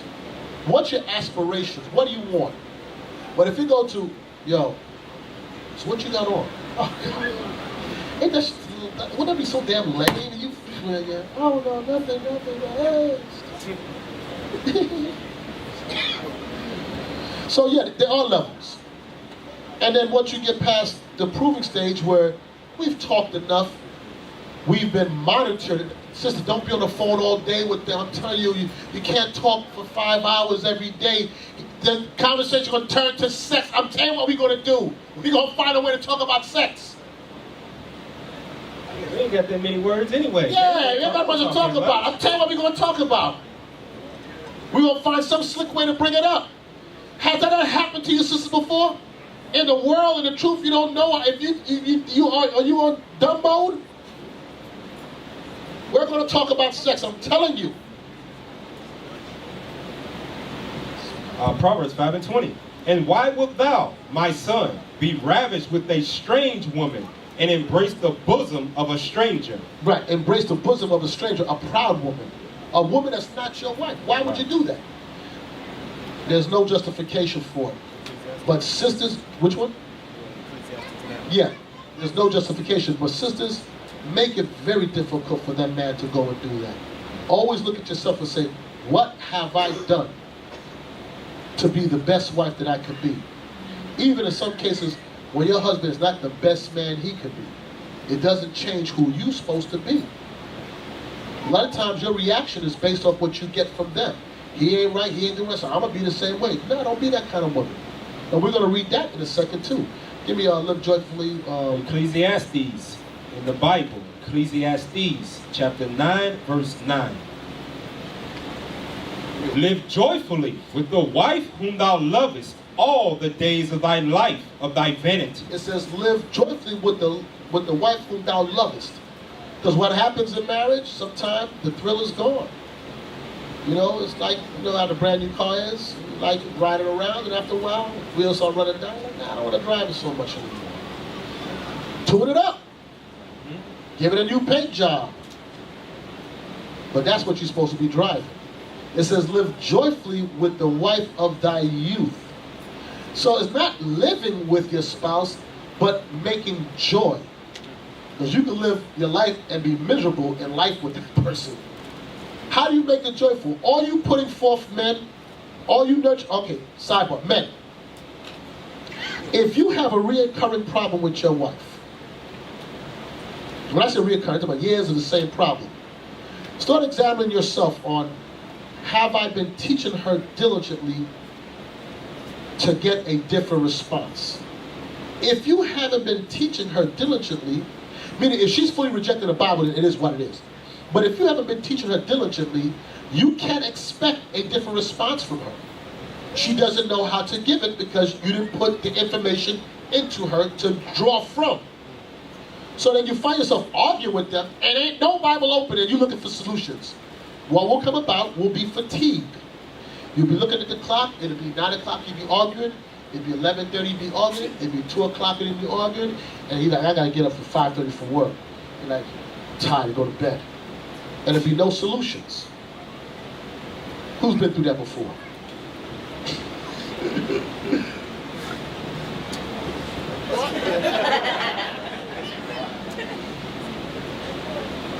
And you be talking in circles, it'd be that Shutter Island stuff.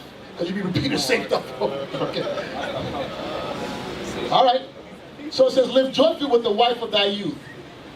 Watch this. Whom thou lovest all the days of thy life, of thy vanity. In his short life, you know. Which he hath given thee under the sun. Read. All the days of thy vanity. For that is thy portion in this life. Hey, that wife you chose is that portion in this life that you got. So, take your time before you choose. And when you choose, you better learn to live joyfully with her. And you better learn to live joyfully. Because I'm telling you now, sisters, it's like a trickle effect. If he ain't happy, he ain't going to make you happy. And it ain't going to work. So your job is to support him and try to do all you can do to make him pleased. And it's very simple, I would think, unless he's just crazy. I hope you don't find a crazy one. For the most part, if you would do what your husband's asked of you, like it's the most important thing in your life, he asked us and you do it, there's nothing for him to argue about. But if you don't do it, and he argues, don't be surprised. Yeah, I want you to take out the meat to cook for Sunday. I want it out, Friday afternoon and season and put it in the refrigerator. And every Friday the flipping meat is in the freezer. I mean, years of the same thing. I want the meat out to cook. Why you let you be the line in the house? I've been asking you for the last 3 years the same thing. Take them. How about if the meat is out on Friday? There's never going to be an argument. So you would wake up in the morning, Friday morning like this. All right, the meat has to come out. You just know because you want to please him. Now, if he's arguing, that Negro is crazy because there's nothing to argue about. Why you? The meat is out, babe. I did that. Yes. Look, he got spirits on him. All right, sweetheart, no problem. I want something to drink. Would you like ice? Or you can say, what you want? Then the argument on, and just keep on going. Here you go. I want something to drink. He mad. You don't say nothing. You go. Why do that? Say, my Lord, here's your refreshment. Hold on 1 second. Cover my head. Most High Christ, bless the drink for my husband, please. You'll cut him at the core. You'll cut him at the core. I pray for it for you. You don't even gotta worry. I'll pray for it for you. You don't even understand. And then later you come back and say, sweetheart, can I get the card? He's gonna be hard to say no. But if you go like this, and it'd be lukewarm, it'd be tap water, warm tap water, nigga. And then you come later, I need some money. Man, move from me, man. Watch this, 1 Peter 3. 1 Peter 3, that's what you holding? Yeah. You want some? You want some? All right, 1 Peter 3. I'll share, you don't feel that. When you ladies gonna learn to work what you got? I ain't talking about no sex. You gonna learn start using your heads. Y'all never gonna win against him. He the Lord of the house. You gonna argue. You always gonna come out a losing end. So there's more than one way to skin a cat. 1 Peter chapter 3, verse 1. Likewise, ye wives, be in subjection to your own husbands. That's where your problem is. 1 Corinthians 11 and 1. Give me that. The order. 3, 11 and 3 is. 1 Corinthians chapter 11, verse 3. But I would have you know that the head of every man is Christ, and the head of the woman is the man, and the head of Christ is God. That's the order. That's the order divinely sent down by God on the earth for us to follow. And we will stay in this captivity until we put this back in action. God, Christ, man, and woman. And for the most part, we don't have a problem with God, Christ, and man. Is the woman part right there. Is where the variable is. That's where the problem is. And not in all cases is the woman's fault, because the man doesn't, one, carry themselves like God's they're supposed to. And it's because you just don't know. And you're being retaught now. And you women don't know how to carry yourself like women because you're being retaught. And you're learning. So you two can learn together and let God govern you. But the problem is right there, that man and woman. Because the white man told you all that you're equal. And he'll pay you more money and he'll give you more privileges than the man. So you all decide to raise up against us. Because the white man has made the black woman his lieutenant. And you all love it. They've taught you. You ain't above us. You ain't equal to us. And that was God's choice. What you want me to tell you? Now you can either ride along with us, and we can do this together, or you can fight against us and we can stay in this captivity until you figure it out. But it ain't never going to change. It is what it is. Go back to 1 Peter 3. 1 Peter chapter 3, verse 1. Likewise, ye wives, be in subjection to your own husbands, that if any obey not the word, they also may without the word be won by the conversation of the wise. It says that this woman, it says, likewise you women be in subjection to your own husband. That if any obey not the word, meaning the husband, if he's not right, then he might be won over by the way you carry yourself. So you may have a husband that may not be right in the way he's dealing. But it's your responsibility now to win him over by your conversation. Not for you not to come out the spirit. So you could be absolutely right and absolutely wrong by the way you handle it. So now you got in the marriage with a man, and you realize he got layers of problems. Now you could be that woman that resists him and argue, or you could sit back and say, you know what? Okay. This is the cards I'm dealt. I'm in a situation. I better grow spiritually now so I can start trying to help this man along his journey. Or I'm going to spend the rest of my life in problems with this man. He's stupid as hell. But you know what? I'm not going to say to nobody. I just know that myself. But it's all right. He's my stupid man, and I'm going to guide him up in these scriptures to make. But I'm not going to tell this to him. I'm going to tell him he's great, and I'm going to show him how great he is. I'm going to nurture him. That's skill. Or you can tell him that he's stupid and have problems. Men, you have a wife, but you got to guide up. And sure, you know, boys, you don't know this. I'm going to guide her. Or you could just beat her down and not raise her up, because you need her to come up to where you at. Oh, hey, let me help everybody out. This is the playing field right here. You just got to open up what's inside of here. That's all you got to do. It's simple. So y'all be arguing like this with the book closed. Hours of wasted time. Hours.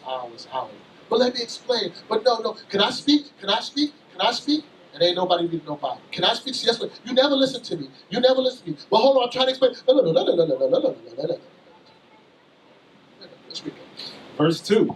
While they behold your chaste conversation, coupled with fear. Watch this. Jump up to chapter 2, verse 18. 1 Peter 2, verse 18.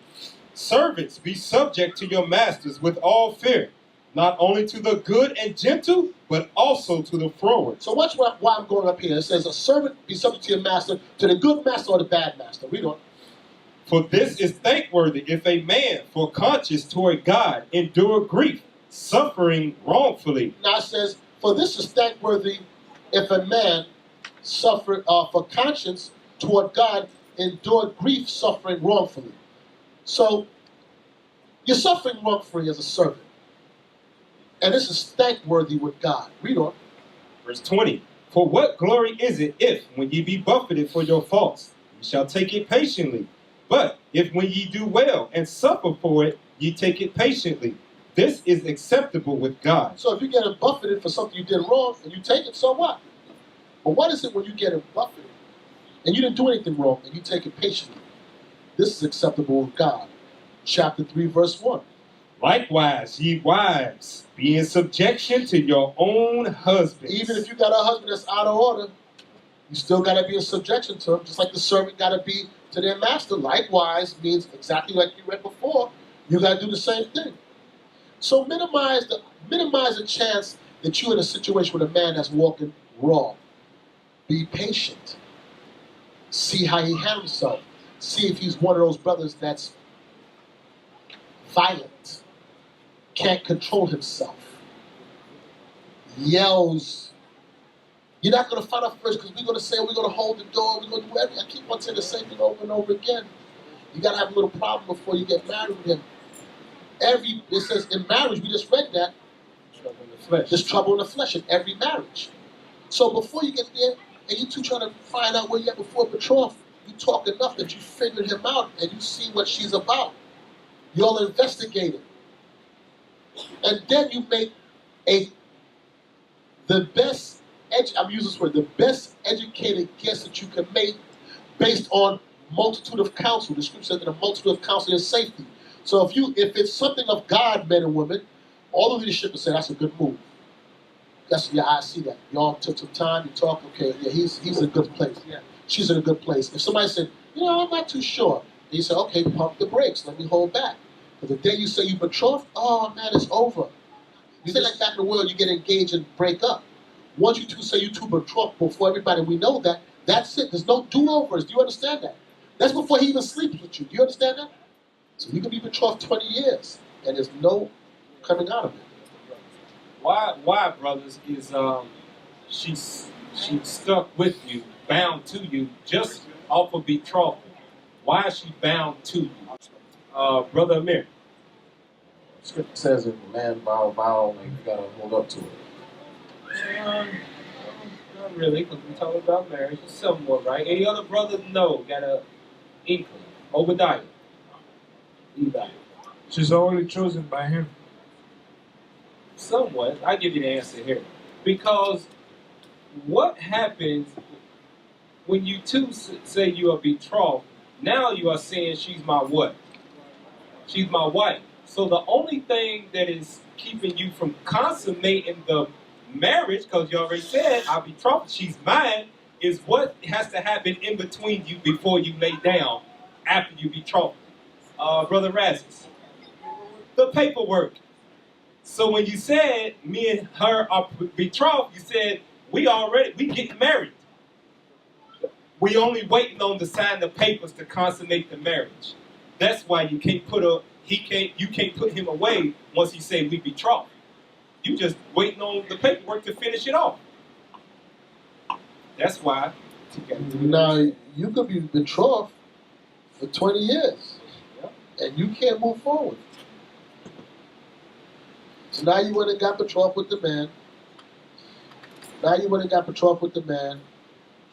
And the brother's like, which I don't know who he is because he's not going to do it.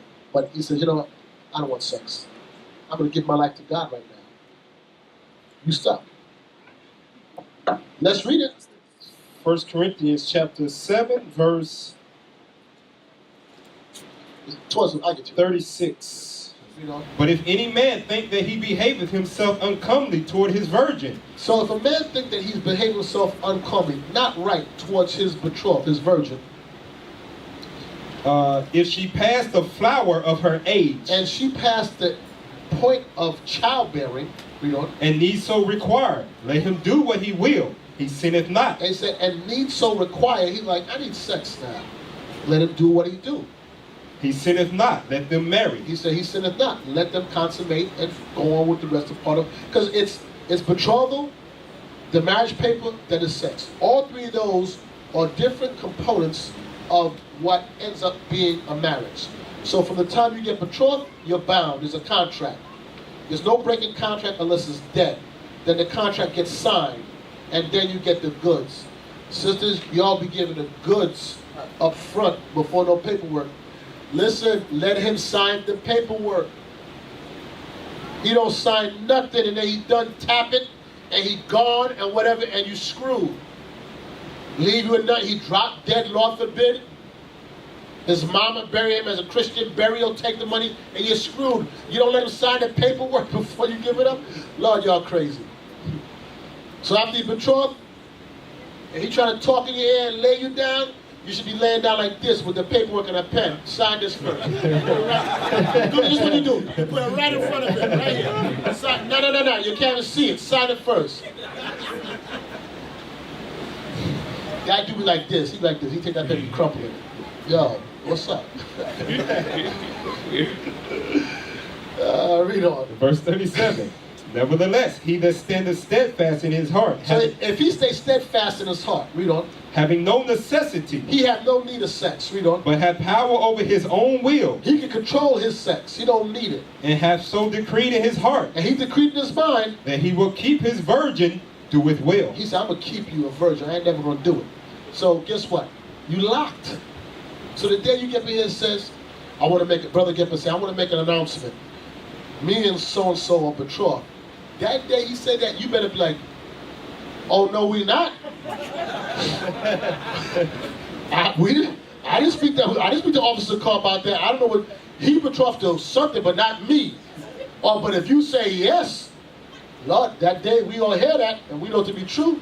Don't come back next week and tell me, nah, I found out that it's not going to work out. And so what, ho? You laughing. We serious about it. There's no turning back then. So the day he said that, you better be fully persuaded, fully convinced, after thorough investigation and getting counsel. Over and over again, and you're like, okay, I'm going to take my chance with this man. Okay, I'm going to take my chance because I spent time in getting to know this person, and there's nothing more I can know about them other than the part that comes after the paperwork. It's the only part of him I don't know. I don't know of her. Everything else I pretty much know. You understand that? Or do it your way. Let's see how it works out for you. Let's go back to where I was at Peter's. 1 Peter chapter 3, verse 2. While they behold your chaste conversation coupled with fear, whose adorning, let it not be that outward adorning of plaiting the hair, and the wearing of gold, or of putting on an apparel, but let it be the hidden man of the heart, and that which is not corruptible, even the ornament of a meek and quiet spirit. It says, I'm sorry, finish. Which is in the sight of God of great price. It says that you may win him over. Verse 3, whose adorning, let it not be the outward adorning, because you think that you can fix yourself up right, and that's going to win him over. Nah, if he's out of his mind, ain't going to win him over. It got to be a conversation. When he's acting like a fool and he's doing things wrong, you stay in order. He coming, he's out of spirit, you still do the things that was supposed to be done. Yes, my Lord, you know he's bugging right now. But I'm just going to do my job. No problem, my Lord. I'm just going to get it done. Yes, sir. Okay, what you need, this and that. All right, he's right. Okay, I'm just going to do what I got to do. It says, let it be the adorning, whose adorning, let it not be, I can't say. The outward adorning of plaiting of hair, and of wearing of gold, or of putting on of apparel. But let it be the hidden man of the heart, in that which is not corruptible. Listen what it says. Let it be the hidden man of the heart, ladies, which is not corruptible. It's very easy for it to be corrupted if he's not right. It will put a spirit on you that you ain't right now. Don't let him pull you out the spirit. You still stay right. Because, like I said, you could be right, but the way you handle it will make you just as wrong. So don't make it be the corruptible, but let it be the hidden man of the heart, meaning in here. He's not going to move me. That's why I said, don't be no dumb women. nah, he ain't gonna move me away from God with his foolishness. He can act up. I'm gonna stay right. I'm gonna walk right. Because at the end of this, that's him answering to God. Yes, he says that later on. It's a heavy chapter right here. And if he don't get right, I pray for him. But God may deal with him. Yeah, you read about that in the scriptures. I'm trying to, yeah, right. Remember Abigail? Yeah, Nabal was a fool. Nabal didn't want to get together. But she still saved his life. And she didn't embarrass him. She didn't try to embarrass him in front of his friends or whatever. And he never got it, he never fixed it. And then he dead, and David scooped her up. Some of you men ain't right. Be the next dude in here. You be dead off and gone. God forbid. The next man be scooping like, oh, I married David. But she stated her order, is the point. Read on. Even the ornament of a meek and quiet spirit. That's the point. That she has a meek and quiet spirit. Because some women, you can shut up. Well, I don't know about that. It's hard for you, but you could, for the most part, you could, I don't know. See that, man. You women can't shut up. Not all of you. Most of you. Like your mouth, that jaw reaction, like it just keep on moving. You know, you react easy. You provoke easy. You have to respond. But let's just say you, for lack of better words, in a perfect world, you can shut up, right? But in your spirit, if you can't be quiet. So in other words, you can look at him and be like, and your spirit ain't meek and quiet. You got to look at him and know that he's wrong and be like, I pray for you, I love you, get it right. And that's hard. Because of showing your faith, here's your food.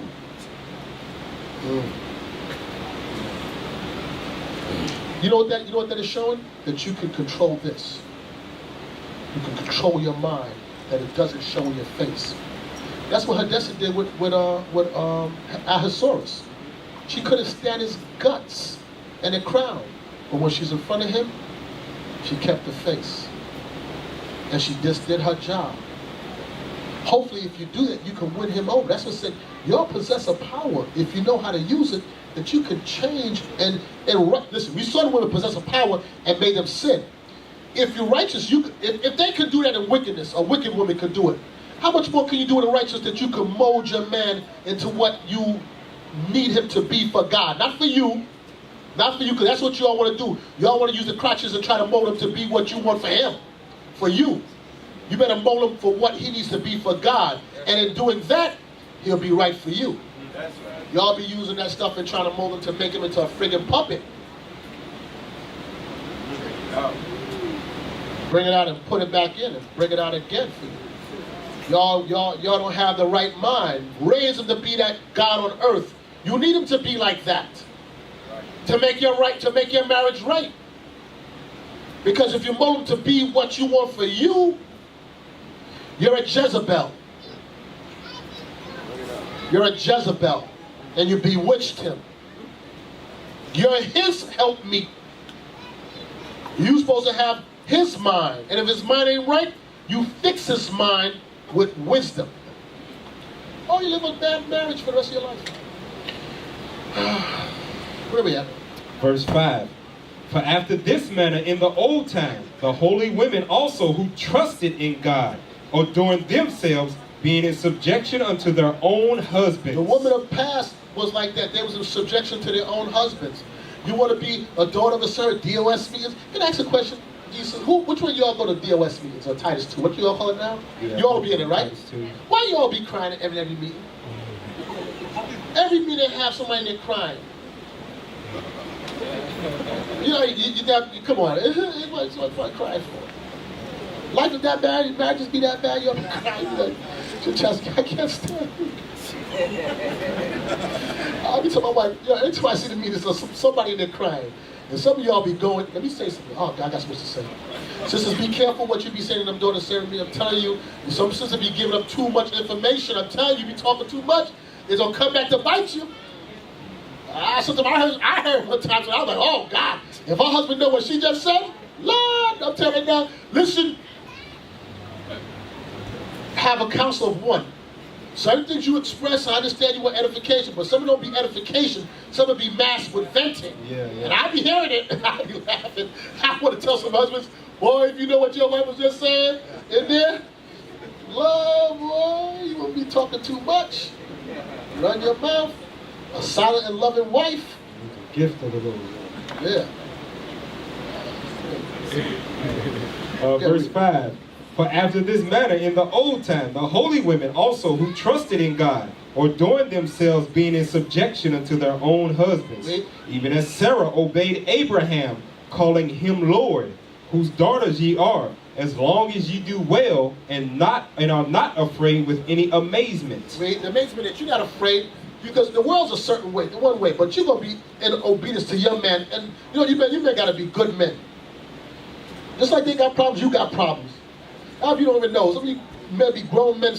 I always say this about the video game. It's hard for a woman to look to you as her lead, her guide, and you're a big clown. Play, everything is play, game, video game, and come on, man, mature. No, I can't say that. Well, yes, I can. Be that serious man, Astoria man that she looked to as a guide. But if she don't see like that, she may not say it, but she always please. She need a lion, a righteous man. Not a lion in the house, but a righteous man that she respects and honors. But if you don't carry yourself like that, you there years and you still don't know the scriptures, you can't explain, you've been fumbling around here. If you're here for years, you should be leading. In some capacity. I'm not saying everybody's going to be officers, but in some capacity. But if you're here 5, 6 years old, you ain't nowhere. Come on, man, you're a joke. Come on. Verse 7. Likewise, ye husbands, dwell with them according to knowledge, giving honor unto the wife as unto the weaker vessel. Now here you go. Now giving honor unto the wife as unto the weaker vessel. What does that mean, brothers? Shalom. So you have to deal with the weaker vessel. She's emotional. You have to deal with her on those tendencies. How to speak to her, say kind things to her, and deal with her with knowledge according to the scriptures. Yeah, somewhat. Yeah. I'm looking for certain words to see if you. What you say? All right, let me hear you. Young man. Shalom, Brother Uriah. Just like how you ain't right, she ain't right, so you're going to need patience to grow and develop. Read what it says. What did it say? 1 Peter chapter 3, verse 7. Likewise, ye husbands, dwell with them according to knowledge, giving honor unto the wife as unto the weaker vessel. Okay. Give me the answer. 1 Corinthians. 1 Corinthians chapter 12, verse 22. Nay, much more. These members of the body, which seem to be more feeble, are necessary. Okay. Feeble and weak say the same thing. Parts of the body in a person's body that you think are less comely or not necessarily like, in comparison to the heart, right? Or the head. The big toe is not as big of a deal, right? But you need that big toe to keep your balance, or you'll bust your head wide open. So it may not seem to be important. You understand what I'm saying? Parts of the body, like your eyelash, or this right here, it keeps the sweat out your eyes. When you're without it, you'll recognize how much you need it. It's telling you about a wife. Brothers that have wives, think about your life. If you have a wife and children, think about your wife. And remove her out the picture. Who's getting up changing diapers? I'm going to tell you right now, when my wife had the firstborn son, oh, yeah, I'll be up, I want to feed the baby, change diapers, my firstborn boy, whatever. Man, listen, get up? You joking? Nah.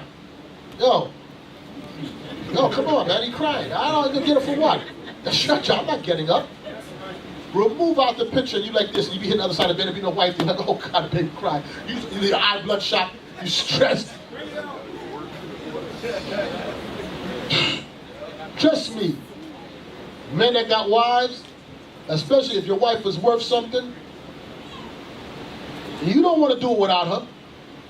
You can act like the tough guy, but you be that dude after the high holy day trying to get an extra plate of food to go home with. And single brother plate. Yeah. First one in line. Married man be like, nah, don't worry about that. I'm good. Oh, she gonna come tomorrow anyway. Love be taking 3 or 4 plates for the next 5 days. You sit on a little couch in the living room by yourself, do that shit in the microwave like this, like this. When you got a wife, like nah. So get rid of her and see what happens. The parts of the body that seem to be more weak or unnecessary is most necessary. He that getteth a wife, begetteth a possession. She's necessary in your life. Just don't make her your world. You're her world. You understand that? Let me hear it. Verse 23. And those members of the body which we think to be less honorable, that's right, upon these we bestow more abundant honor. Okay, upon these, I'm giving an example now in the body here. Okay, I walk through the door, everybody want to stand up and listen. I ain't the big one here. You know who the big ones in here is right now that you get the more abundant honor to? Because after I sit here and eat and leave, there's some brothers that's staying back and cleaning this place. There's somebody gonna keep that bathroom clean. They the one, because who wanna come in next week and the bathroom got skid marks in it, there's food all over the floor. That's the one that's keeping this. I'm telling you, the strength is within the body. It ain't here, it's there. This is the mechanics that keep it working. God said upon them we bestow the more abundant honor. Because all I'm doing is reading the Bible out loud. If you only here to listen to me, I'm going to sound crazy just talking out loud. You understand that? The greater you are, the more you become a servant to the people. So in a marriage, guess what? Your honor is you the Lord of the house. You're the man. Guess what? Your wife cook and make food, you get the honor. Damn, your wife can cook. Look what she made. Look at this. Oh man. She do this, she saw that, oh, your wife saw that garment, you get the praise. But guess what? Remove out the picture and see how your life changed. You understand that, brothers? Yes, sir. All right, so don't think it's all about you all bad. Nah. You ain't always all bad, you just most of the time. I'm just joking. Read. Go back to Peter. 1 Peter chapter 3, verse 7. Likewise, ye husbands, dwell with them according to knowledge, giving honor unto the wife as unto the weaker vessel. Now you understand that, right? So you're supposed to love her. If she's doing right by you, you do right by her. Read on. And as being heirs together of the grace. What? As being heirs together of the grace of life. So if you're heirs together with the woman, you better bestow upon her the more abundant honor. Because you two are doing this together. Brothers be acting like, nah, I don't need her. I'm like, I don't need her. Yes, you do need her. If you want to build your house. Now, need her to the point that you're going to run at your witch fund? No, not that. But when you come home, you want your place tidy or things done or whatever you want to do, you need her. Because you two are building a possession. She's joint heirs with you. Read on. That your prayers be not hindered. And then you wonder why things don't work. And that's why your prayers are hindered. Read on. Finally, be ye all of one mind. Husband and wife, be of one mind. The one mind is his mind. A wife after thy mind. Sometime, brothers, I want you to listen to me clearly. I want you brothers to listen to this clearly. You have some women that are really good at what they do. I want every brother paying attention to me. There's some women that are really good at what they do. And they will program you. Meaning, they will be in your ear. And you be thinking it's your bright idea, and that's them talking to you. You better be careful. You understand me? You brothers understand what I'm saying? Yes, sir. No, you don't. I'm going to explain to you. I got some wisdom. My wife talked to me, I'm telling you, those that know me, I don't be listening to my wife. Really, I don't. Unless she come with a script like that, for the most part, not talking about like everyday conversation or whatever. But like, yeah, but let me tell you what happened, so I do not listen. And she be talking, I tune her out. I tune my wife out. Nah, I'm not interested. Now, if she quote a scripture, I'll go, so what did you say next? Okay, let me hear what you're saying. But women be talking with emotion a lot of times. Most of the times. All the time. What I feel, what I think. I don't listen to that. Because she's programming your dumb behind. And then next you know, you be angry because she angry at that sister. You like, yeah, she did. And you walk in here with an attitude. I've seen her happen. I might be talking, I'd be like, what? So you didn't hear me? What you said? Huh? No. Yeah. What? Just forget it. Yeah, that's right. Forget it. Because because I felt she was talking, and and I'm telling you how, and I was thinking about, no, I got a phone call. Yeah, there'll be nobody on the phone. Man, most high Christ blessed. I'll be saying nothing. And guess what? She put that spirit on you. Be of one mind. That mind is whose mind? Your mind. But if your mind ain't in the scriptures, then It'll be her mind. it's gonna be her mind. Read. Finally, be ye all of one mind, having compassion one of another. Having compassion of each other. Loving your husband even if he ain't right. You dare trying to nurture him, and you brothers love her because she's the weaker vessel, but you don't want to do this without her. Read on. Love as brethren. Hey, how many of your marriages that you have, don't answer it because I don't want you to go home with problems tonight. This is rhetorical.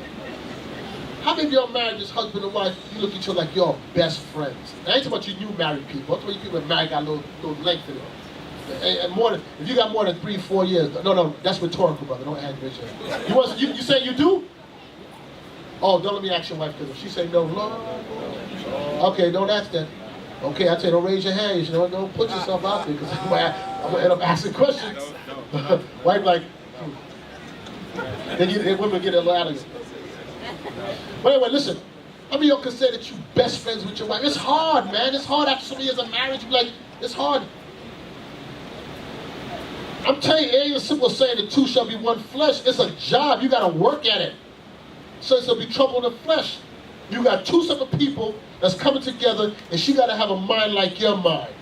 And your mind got to be a mind after Christ. It can't be your simple mind. It got to be mind after Most High God, Most High Christ.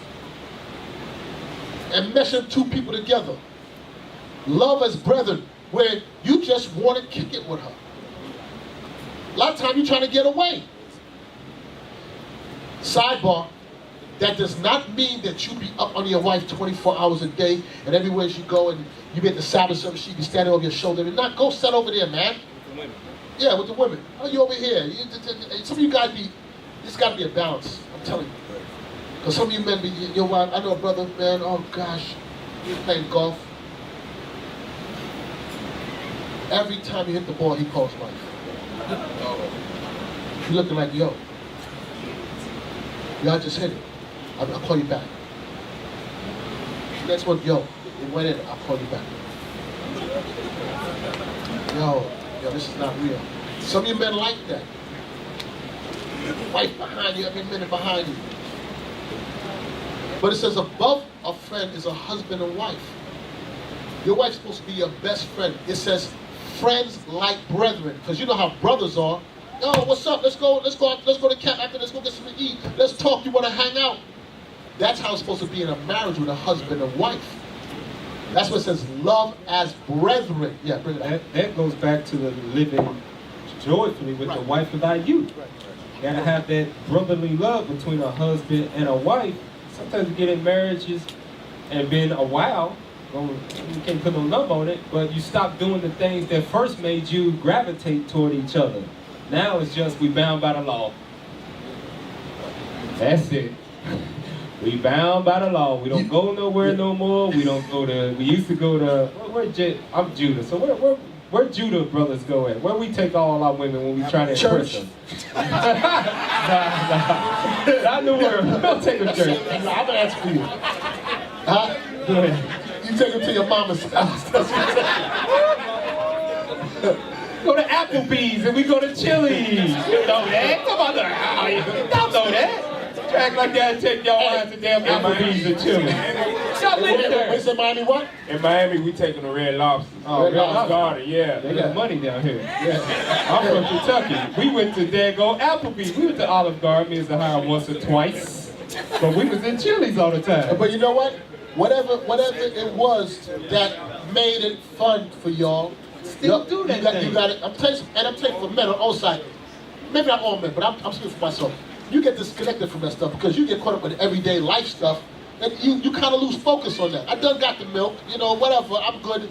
I'm not, but they need that stuff. I'm just saying we need it, even though we don't think we need it. We do need it. I'm telling marriages will work for those that have been married. For you young married people, it's a job. It really is a job. So what the officer was saying, what was it that made it happen? Don't forget that and keep trying to rekindle that. Because you will get lost in life. With children and work and the church, you get lost. You forget that part of it. It says like as brethren. Brethren, yeah, that's what So it's going brothers back. hang out. Do you hang out with somebody you don't like to hang out with? No, you don't hang out with nobody you don't like to hang out with. But brothers, we ready to get together all the time. Right. Lord said, do that with your wife too. And why do you always get together? Because you all have the same mind. You're about the scriptures. You're about the same thing. Every beast consorted with its own kind. So with the wife, when it says as like brethren, you got to have the same thing. Your interest got to be his interest. If he's history, you want to learn everything. Listen, sisters, use your wisdom. He like to teach about prophecies. Look at the news and say, babe, I saw they was talking about North Korea today. Can you edify me? Even if you don't know flipping answer already, Did y'all get that butter, sisters? Damn, y'all. There's a lot of butter right there that was spread. Pay attention. So learn that. So then when he come in and you already know the answer, what about North Korea? You already know the answer already. But I want you to show me, teach me a bit. And he like, yeah, that's right, this teacher, hold on. Look at my Bible. But hold on, babe, before that, I need you, look, here's your food, I got it ready. I want you to eat and be strong, Yeah. And as he teaching you, you done got the precepts, you're like, yes, my Lord. Yes. Y'all be like, I know that already. You went over that before. Why are you reading it again for? You're like, y'all about to go, hey brothers, you ready? Let's go to camp. It'll be 2:30 in the morning. You're like, let's go to camp. Finger wrenching. Let's have flies. Let's go have flies. 2:30 in the morning. You want a reason why you're not home yet? Nah, we out here doing God's work. Now, when you come home, I'm not sure. Women, use your wisdom. I'm telling y'all, make it happy. Make it happy. Like brethren. Whatever his mind, be happy. Can I tell you something? I'm sorry, Benton. There was a generation ago, and I'm not going to take no shots at no tribe, even though I want to stick it to Judah, but I'm not going to do this. But there was a time, I know all you elder Benjamites, all you elder Levites, and even the elder Judites, if there's any, is there any elder Judite women here? One. Okay, here we go. There's a J. Two. Now watch this, I'm going to say to them. There was a time when a woman understood how to win over a man. And I'm going to do it plain and simple. She knew, and a man back then had sense, she knew it wasn't just about sex. She had to sell herself. I can cook. I can clean. I can sew. You would go over and meet her family to meet her father, and she would cook the meal. She would sew her own dress. And the man, as perspective, would look and say, food tastes good. She sewed her own dress. She did her own hair. Okay. Y'all, Judites, I'm sorry, I don't mean to make it, y'all start tricking. I pay for your nails, I pay for your hair, I pay. I ain't taking you out to eat. Cook, let me see if you can cook. Can you mend my clothes? You put my clothes in the wash? You see the pants got a hole, and you don't even take it out and sew it. It is getting bigger and bigger. I should have to buy a next pair. I just bought it. That pants can last for 2 years, man. Y'all lost that. But it's for you elder women to teach these young women how to do that stuff. That's right. And it's for you men to demand that from your women. Shirt go in and out the wash with the same hole right here over and over again. Let me tell you something. Well, I'm telling you something. I don't know about all you men from the Caribbean, but when I was a young, I learned how to sew. You learn to tack your pants. My mother taught me those things. How to fix that yourself, how to get that like that. That's why a lot of Judeans be dependent on your woman. That's why y'all singing love songs all the time. I'm telling you. Right. But hold on, let me get back to the point. We didn't learn that stuff. I know, didn't learn it. America corrupted you. And then when we came here, Benjamin Levi learned the same thing here in America, turned out the same way, and then take that crap back there. But anyway, here's the point. That you want to be lovers, brethren? Let him come home and see his garment fixed. That little one thing right here fixed. And he didn't ask you. Because you know what? Your mind is out there. He's representing your household. You're representing him. That's not how you two gonna be like friends. He gonna be then when you ask for whatever, he can't tell you no. If he tell you no, he crazy. He crazy. Simple things, y'all will miss that stuff. It be over your heads. Yeah, if he's a godly man, Yeah. his spirit will convict him. He be cut. Hey, man, I gotta get myself one over body conversation with the wives. Y'all will see that hole and don't fix it, get bigger and bigger. Like I didn't see it. If you did see it and you wash his clothes, shame on you. And if you did see it, didn't fix it, shame on you. Your whole being on this earth is to serve that man and be his helpmeet. And your whole being on earth is to serve Christ. What else y'all got to do? Be his lovers, brethren. Be pitiful. Be courteous, not rendering evil for evil. And that's what happens. Some of you men be bitter. Colossians 3:8, I think it is. Is that it? Bitter wife? Or be bitter not towards your... Is it Colossians 3? I know it's Colossians something. Just tell me out. Thank you. Colossians chapter 3, verse 19. Husbands, love your wives and be not bitter against them. And that's a lot of you men. You'll be bitter against them. Love your wives and be not bitter against them, rendering evil for evil. Let me ask you a question in marriage. What does that amount up to? You both rendering evil for evil against each other? Don't you know you all destroy? If you destroy him, you destroy yourself. You know if you destroy her, you destroy yourself, you destroy the marriage. Don't you know you two are bound together? So if one hurt the other, you hurt yourself. There's no benefit in it. Unless you see yourself a separate entity away from her. Then wait a second, I thought the two that was bound was one flesh. How can you hate your own flesh? Go back. 1 Peter chapter 3, verse 9. Not rendering evil for evil, or railing for railing, but contrariwise, blessing, knowing that ye are thereunto called, that ye should inherit a blessing. That you are called that you can inherit a blessing together. Now I'm going to tell you, we talked a lot today on a lot of stuff. And I'll be honest with you, I'm not even halfway through right now.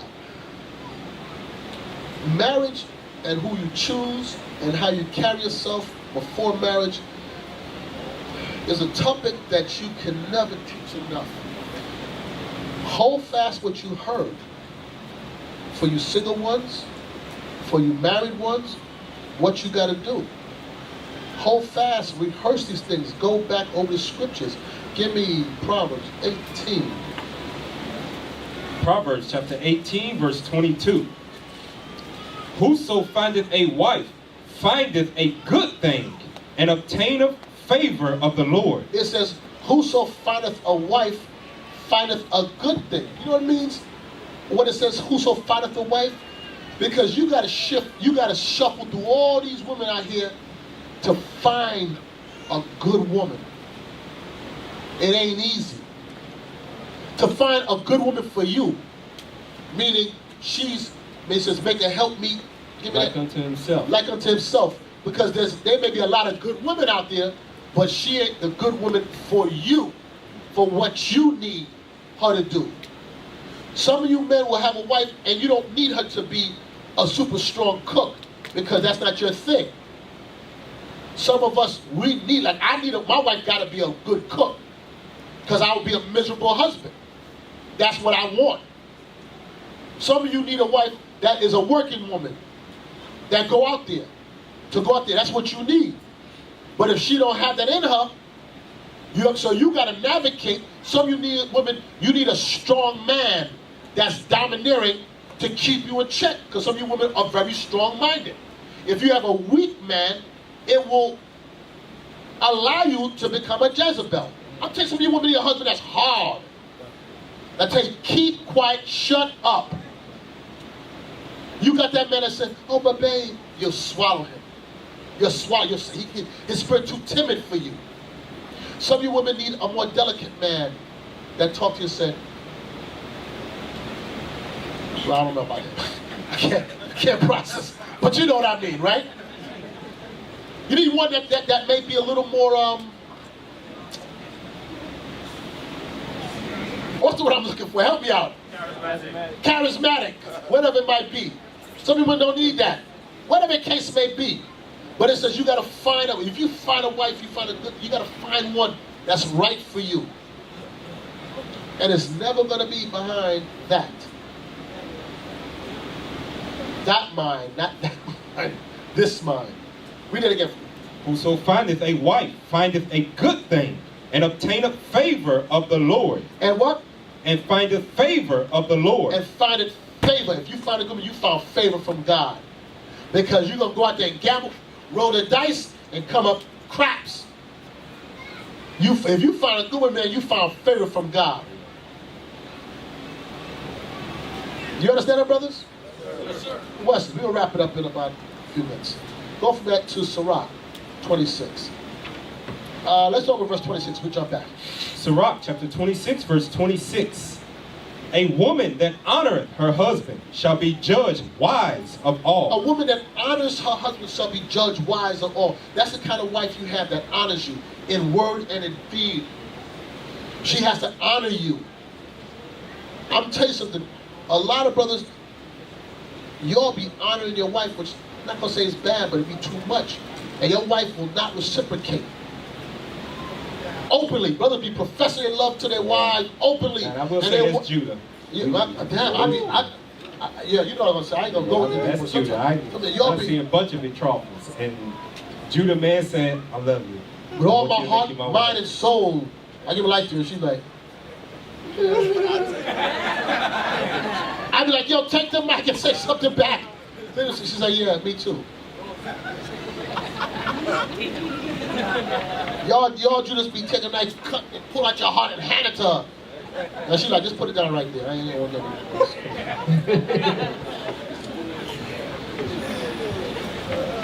read it again. A woman that honoreth her husband shall be judged wise of all. Your sisters should always speak highly of her husband. And even when he ain't right, you still shouldn't be speaking negative of him, because hopefully you could try to win him over and get him right. Now, give me somebody just wicked, I get that. But I'm trying to say, a lot of times men, they go through phases and they making wrong decisions, but you know they love God. They're making just bad choices right now. They just got to fix it. But y'all be taking that as a moment now to figure run him into the ground. For what? That's your marriage. Into the ground. You need to help build him back up. We don't. But she that dishonoreth her in her pride, him in her pride, shall be counted ungodly of all. She dishonored him in her pride. Her pride is she doesn't want to humble down to what the scripture says. 1 Peter 3. In her pride, she said, no, no, no. She shall be counted ungodly of all. Your whole being is to honor your man. So let's go all the way back. Be careful who you choose. Because you might have to honor a fool.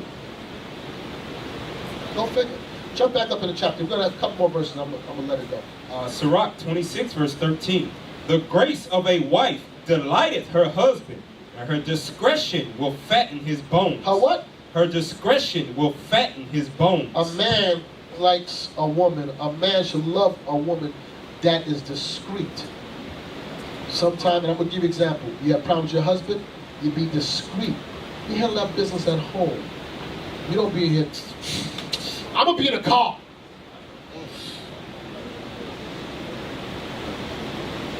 You wait till you get home to discuss whatever problems you have. You don't air it out. You use some discretion on how to deal. Y'all wear it all over your face.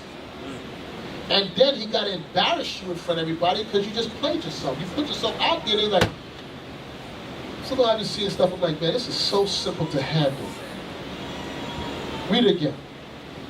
The grace of a wife delighteth her husband, and her discretion will fatten his bones. She will fatten his bone. Her discretion will make him strong.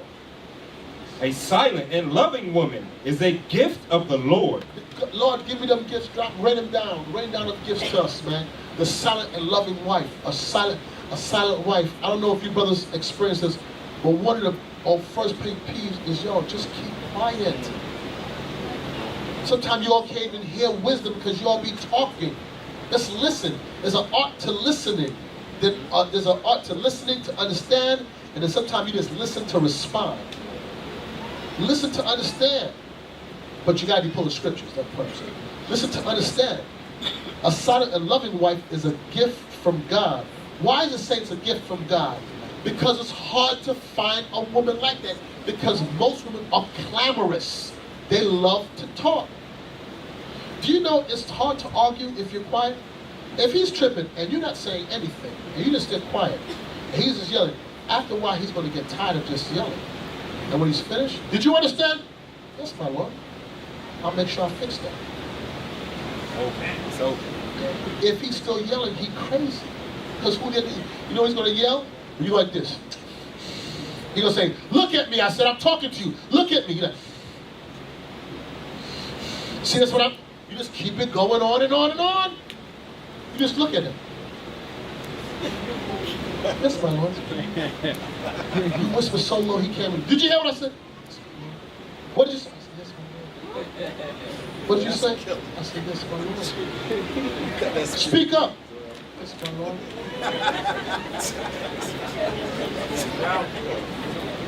I'm trying to be that silent and loving wife. That's what you said. You be like, yes, my Lord. Yes, my Lord. We finished? No. A silent and loving woman is a gift of the Lord, and there is nothing so much worth as a mind well instructed. There's nothing more worth than a woman's mind well instructed in the laws of God.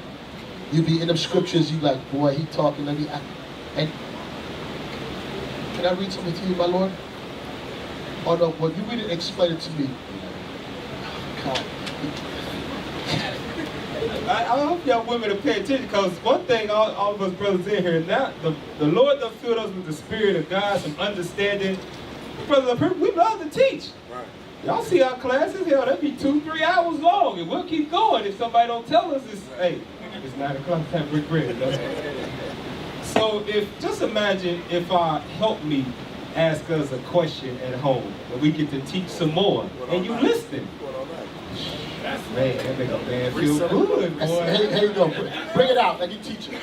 So I'm gonna read Sirach 26:14 to tell you about. This is Sahara. Where's Sahara? Where you at? Where's Sahara at? It's in the back. Here goes Sahara. This what Sahara? What you gotta do? Gotta read it. Oh, there she goes, Sahara. I'm gonna be you right now. What? A silent and loving woman is a gift of the Lord. That means that. Hold on. Let me. Can I use your highlighter? My Lord. I want to get that down. What you said? Repeat it again. A silent and loving woman is a gift of the Lord. And it says there is nothing so much worth as a mind well instructed. Ooh, is there a precept that goes with that? Yeah. Let me find it. Hold on. Let me find it. Do you understand? Sisters, I'm telling you, oh man. After that, after a couple, that's the precept. With that thin pen you have, I'm write that down there. Meanwhile, you done have it already for years, but he wants it, and then after that, you be best friends. You be best friends. Or you can keep on doing the way you're doing it now. Let's see how it works. Okay. Break down some scriptures. Like, man, I'm hungry. You want to go out to eat now? Yeah. He done broke down the scriptures to you. Like, man, I'm hungry. For some reason, he just ate an hour or two ago. Yeah. Let's go have somewhere to eat. Now, he says that. Let's go out. Now, I'm going to tell you. I'm going to give you the Trump one. He said, let's go somewhere to eat. No, my Lord, hold your money. I want to make something special for you. You set him up, and then you hit him for the big dough later on. Then you think you're going to turn around, and then you sex him, and then you're going to turn around. He's going to be an idiot. He ain't going to be. You got the scriptures from him, you fed him, and you sex him, and then you ask him for something. He'll give you his friggin' arm.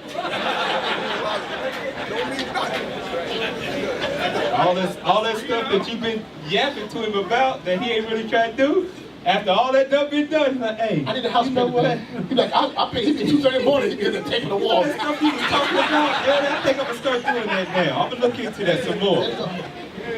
And then you quiet afterwards. You don't talk. And then when you do speak, you choose your words wisely because your mind's well structured. You know, you think you can pay? He's not going to go, no! He's not going to act like that. He might say, not right now. All right, when you see fit, my lord. You cut him. I'm telling you. When you see fit.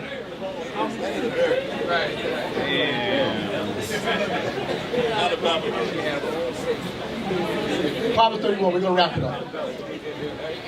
Proverbs chapter 31, verse 10. Who can find a virtuous woman? Well, that's the place to start at, boy. Can you give me the definition of virtuous? We pulled this before. That's why I say that's why God says study. It's the difference from reading and studying. Studying is when you say, okay, what is if I'm desiring to be the helpmeet to my Lord that God has ordained me to be, what does it mean for me to be virtuous? Where I can be everything he needs me to be. So he can do his job, I can do my job, we can rebuild this nation, and we can live joyfully while we still young, on into our old age, and we can be aged together happy. Virtuous. Go to the synonyms. You know what I want, straight to the synonyms.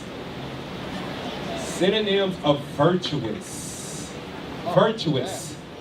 All right, decent, ethical, honest, honorable, just. Stop. Go ahead, read on. Moral, nice. Say that one again. Nice. Just be nice, sisters. Just be nice. Proverbs 31 and 10. Who can find a nice woman? It's a nice girl. Come on, man. Be nice, man. Stop arguing. Stop talking. Come on, smile. Even if you're mad at me, don't show your face. We can work it out, but if you ain't gonna be nice, I ain't gonna be nice. And you that's wanna be hard. decent, I wanna be okay. In today's society, growing up how we are, we don't speak to each other. We see each other on the streets as a people. I ain't helping you. I'm for myself. But a virtuous woman, she's nice. She got a smile on her face. You come in the house after work, hey baby, glad you home. Glad you made it. All praises, God brought you back safe to me. You're like, damn. I was praying that you'd make it home safe. Guess what he gonna do? He gonna walk right over there to you and give you that kiss. Yeah, I couldn't wait to get home too. I took the toll to get home quicker. Hey sisters, just remember this. Those are married. Just try this. Your husband walked through the door after you haven't seen him for the day or week, whatever, and just say praise to the Most High that you made it home safely. You take that man's heart out his chest and hold it. When these brothers come back in from camp, y'all should be clapping. All praise to the Most High brought you men back safely from doing the work. And then you ask the brothers, can you get that for me? He's like, yeah, you carry a car. They come back, you're like, what you want, peanut butter and jelly or turkey sandwich? Hurry up, I gotta hurry to get the rest of the sandwich. What you want? I want both, damn it. And take the crust off of both of them. But wash your hands first. Read that again. Proverbs chapter 31, verse 10. Who can find a virtuous woman? Read. For her price is far above rubies. That's what I'm talking about, again, finding a wife. It's hard out there because all these women out in this world is ratchet, scandalous. It's hard to find them. He's telling you that they're a gem. But when you find that one, brother, you better hold on to her. And if you told me that's the one, and you took it now, you later trying to tell me something different, I'm going to tell you you're a fool. Don't come to me. I don't want to hear that. Because I remember before when I was saying, hold on, you're like, nah, she's the one. And after you get it, you're like, nah, I don't know about that. Man, I don't want to hear that. Don't come, never waste your time to come to me. Don't talk to us a couple. Don't come to me. No, that's off again. I'm so severe. Go ahead, don't come to me. So, severity again, you going to say, don't come to me either. We just pass it down to you. Yeah, go. Verse 11. The heart of her husband doth safely trust in her. Why is heart trusting her? Because she has a mind after his mind. He know that she's not going to do nothing dumb. She's going to do exactly what he would have done. Because she thinks like him. She studied him and learned his likes and dislikes. How you in a marriage after so many years, you don't know what your husband's likes and dislikes are. That's why you studying arguments for. You don't know that's going to trigger him and you keep on doing the same thing that trigger him? You don't know what your likes and dislikes are? If you know what her likes and dislikes, you ain't gonna do the things that's gonna trigger her. And you ain't gonna do the things that trigger. Come on, man. Read on. So that he shall have no need of spoil. He won't have no need to step out nowhere else. She will do him good and not evil all the days of her life. She gonna do him good and not evil. You know? She seeketh wool and flax and worketh willingly with her hands. Okay, now this is for us, Benjamin. We don't like no lazy woman. Levites, we don't like no lazy woman. Ephraim from Puerto Rico too. Gad too. All the tribes. I don't think, maybe not Judah, but that's, you know. That's, hey, listen. That's not true. Judah like a woman working. I take that. Verse 14. She is like the merchant's ships. She bringeth her food from afar. She riseth also while it is yet night, and giveth meat to her household. You know, when I hear this, even though I know on some levels, well, in worldly that, you know, women, families in the world are wicked. But when I read this, I see a lot of my mother and my grandmother. My mother used to be, I'll tell you, on Sunday morning, my mother would be up, I don't even know what time, I used to wake up. I wake up Sunday dinner done cook when I wake up in the morning. I be waking up to Sunday dinner. It's supper time. I mean, I don't get up no, my house, you can't get up no 3 o'clock in the afternoon. Nah, every day you up early, 8, 9 o'clock, the latest maybe, on a weekend. And food, if it ain't done, it's on the stove cooked. That's what wake you up. The women were different. There was a different type of woman back then. They'd be the last to go to bed, shut down the house, the first to get up. The job of the man is to provide, and then my mother worked too. And his job was, the man's job is somebody breaking the house. He gonna be the one to get up. She stay in bed. I know a Judite, and I'm not exaggerating. That one time, if this was happening, I'm sorry, you think I was taking a jab at Judah, but this is real stuff. When I say you're gonna remember it, there's a Judite laid up with his wife in bed and heard some noise and told his wife to go check. You know what I'm talking about? You remember that? Yeah. I'm gonna tell you so you know. He told his wife to go check. Lord, if that was my daughter's husband, I'd have beat him. Y'all had to demote me. I'm tired of beating him. Yo, you told a woman to go check. I couldn't imagine. I'm trying to imagine a woman looking like, yo, that's the time you're gonna say, y'all messed up. Y'all had the wrong dude right here. And then you still gotta smile and say, you better go and go get a concordance and find all the scriptures on being brave. And put them in little posters all around the house so he can learn that. Because Lord, I can't imagine telling my wife that. You know what? For her obedience and subjection to you, you got to give your life for her. But it's kind of hard to give your life if a woman can't shut up. Because you know, if you can't shut up, I ain't getting out that bed. Nah, I ain't moving. You go check. Now I'm going to sit right there with the pistol until they come around. I ain't going out there for not for you. Hell no. Nah. I gotta use the bathroom first. I gotta pee. You go check. I'll soon come. Hurry up. I gotta go check. I'll be right there. Go ahead. Verse 25. Strength and honor are her clothing, and she shall rejoice in time to come. She openeth her mouth with wisdom, and in her tongue is the law of kindness. And in her she's opened her mouth with wisdom, and in her speech is the law of kindness. She's a hard-working woman who's pleasant. She has sense. That's the mirror that you're supposed to follow after. Give me her in her gates, the end of it. Verse 27. She looketh well to the ways of her household, and eateth not the bread of idleness. Ain't no man, she don't eat no idle bread. She ain't there all day home on Facebook, and you come home and she trying to feed you bully beef, and you just work all the, nah, come on, you serious? That's what you cooking for me all the day? It's chicken, all this stuff, and you just go grab a can and put some green peas in it and try to feed, nah, man, that's dog food. Don't give me that. You home on Facebook all day in my phone going for alerts, and you liking everything. There's still dishes in the sink. There's clothes on the floor. Nah, not the Proverbs 31 woman. She don't eat the bread of idleness. She working. On the phone all day. All day, so you doing all day. Sitting out there like that. Not on phone all day, man. Get off the phone.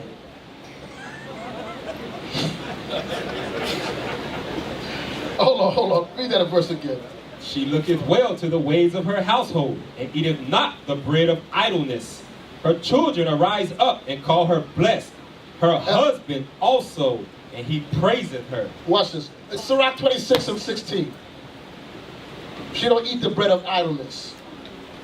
The book of Sirach, Ecclesiasticus. I guarantee you, if he right now, he gonna be pleased. You be his best friend. Read. Chapter 26, verse 16. As the sun, when it ariseth in the high heaven, so is the beauty of a good wife in the ordering of her house. She knows how to order a house. And some sisters just don't know that, and they have to be taught that. That's what you elders are supposed to be doing. Teach them how to order a house. And some of you men need to want to work. Some of you men lazy as hell, don't want to go work. Find excuse, don't want to keep down a job. If you, hey, let me tell you something. I'm getting a woman some of it, but some of you men is real bums. Not in here, I hope. Real bums, don't want to work. Looking for the woman to maintain you. Nah, that's your job.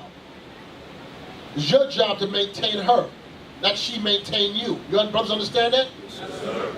Then when you put your foot down, then when you speak, you got the right. But it ain't free. You gotta pay for it. You gotta be the one. It's hard to put down your foot and be the man with a woman maintaining you. Or you could contribute. And I'm not saying, I know sometimes the women have to help support the household. I get that. But it can't be she paying all the bills and all you doing is paying a cell phone bill. You got no aspect. Get 2 jobs, damn it. Take care of the house. Then you can put your foot down. Then you can make the demands. You know your sisters be laying up in the bed with your man, have your head in his chest, and know that dude is a bum. He be laying like big chest like this, and you know that dude don't want to go work. All you can do is play video games. Yo, come here, baby. Man, come off of me, man. What you mean? He's a bum. Or he know how to play his PlayStation. Fool. Okay, I'm done. I'm stopped. I'm finished. Any questions?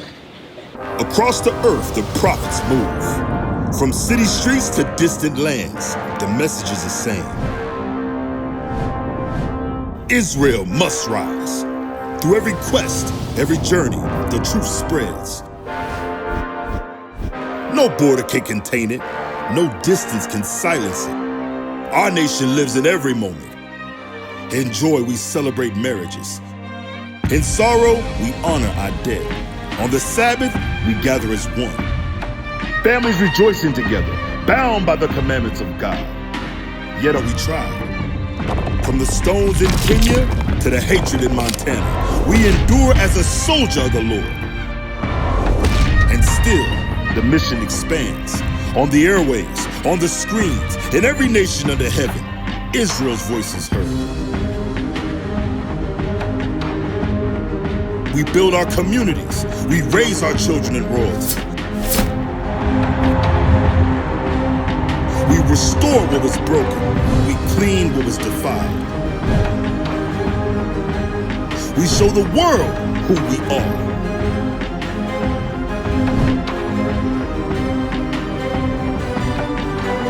This is Israel united in Christ. Nation in motion. Nation endures.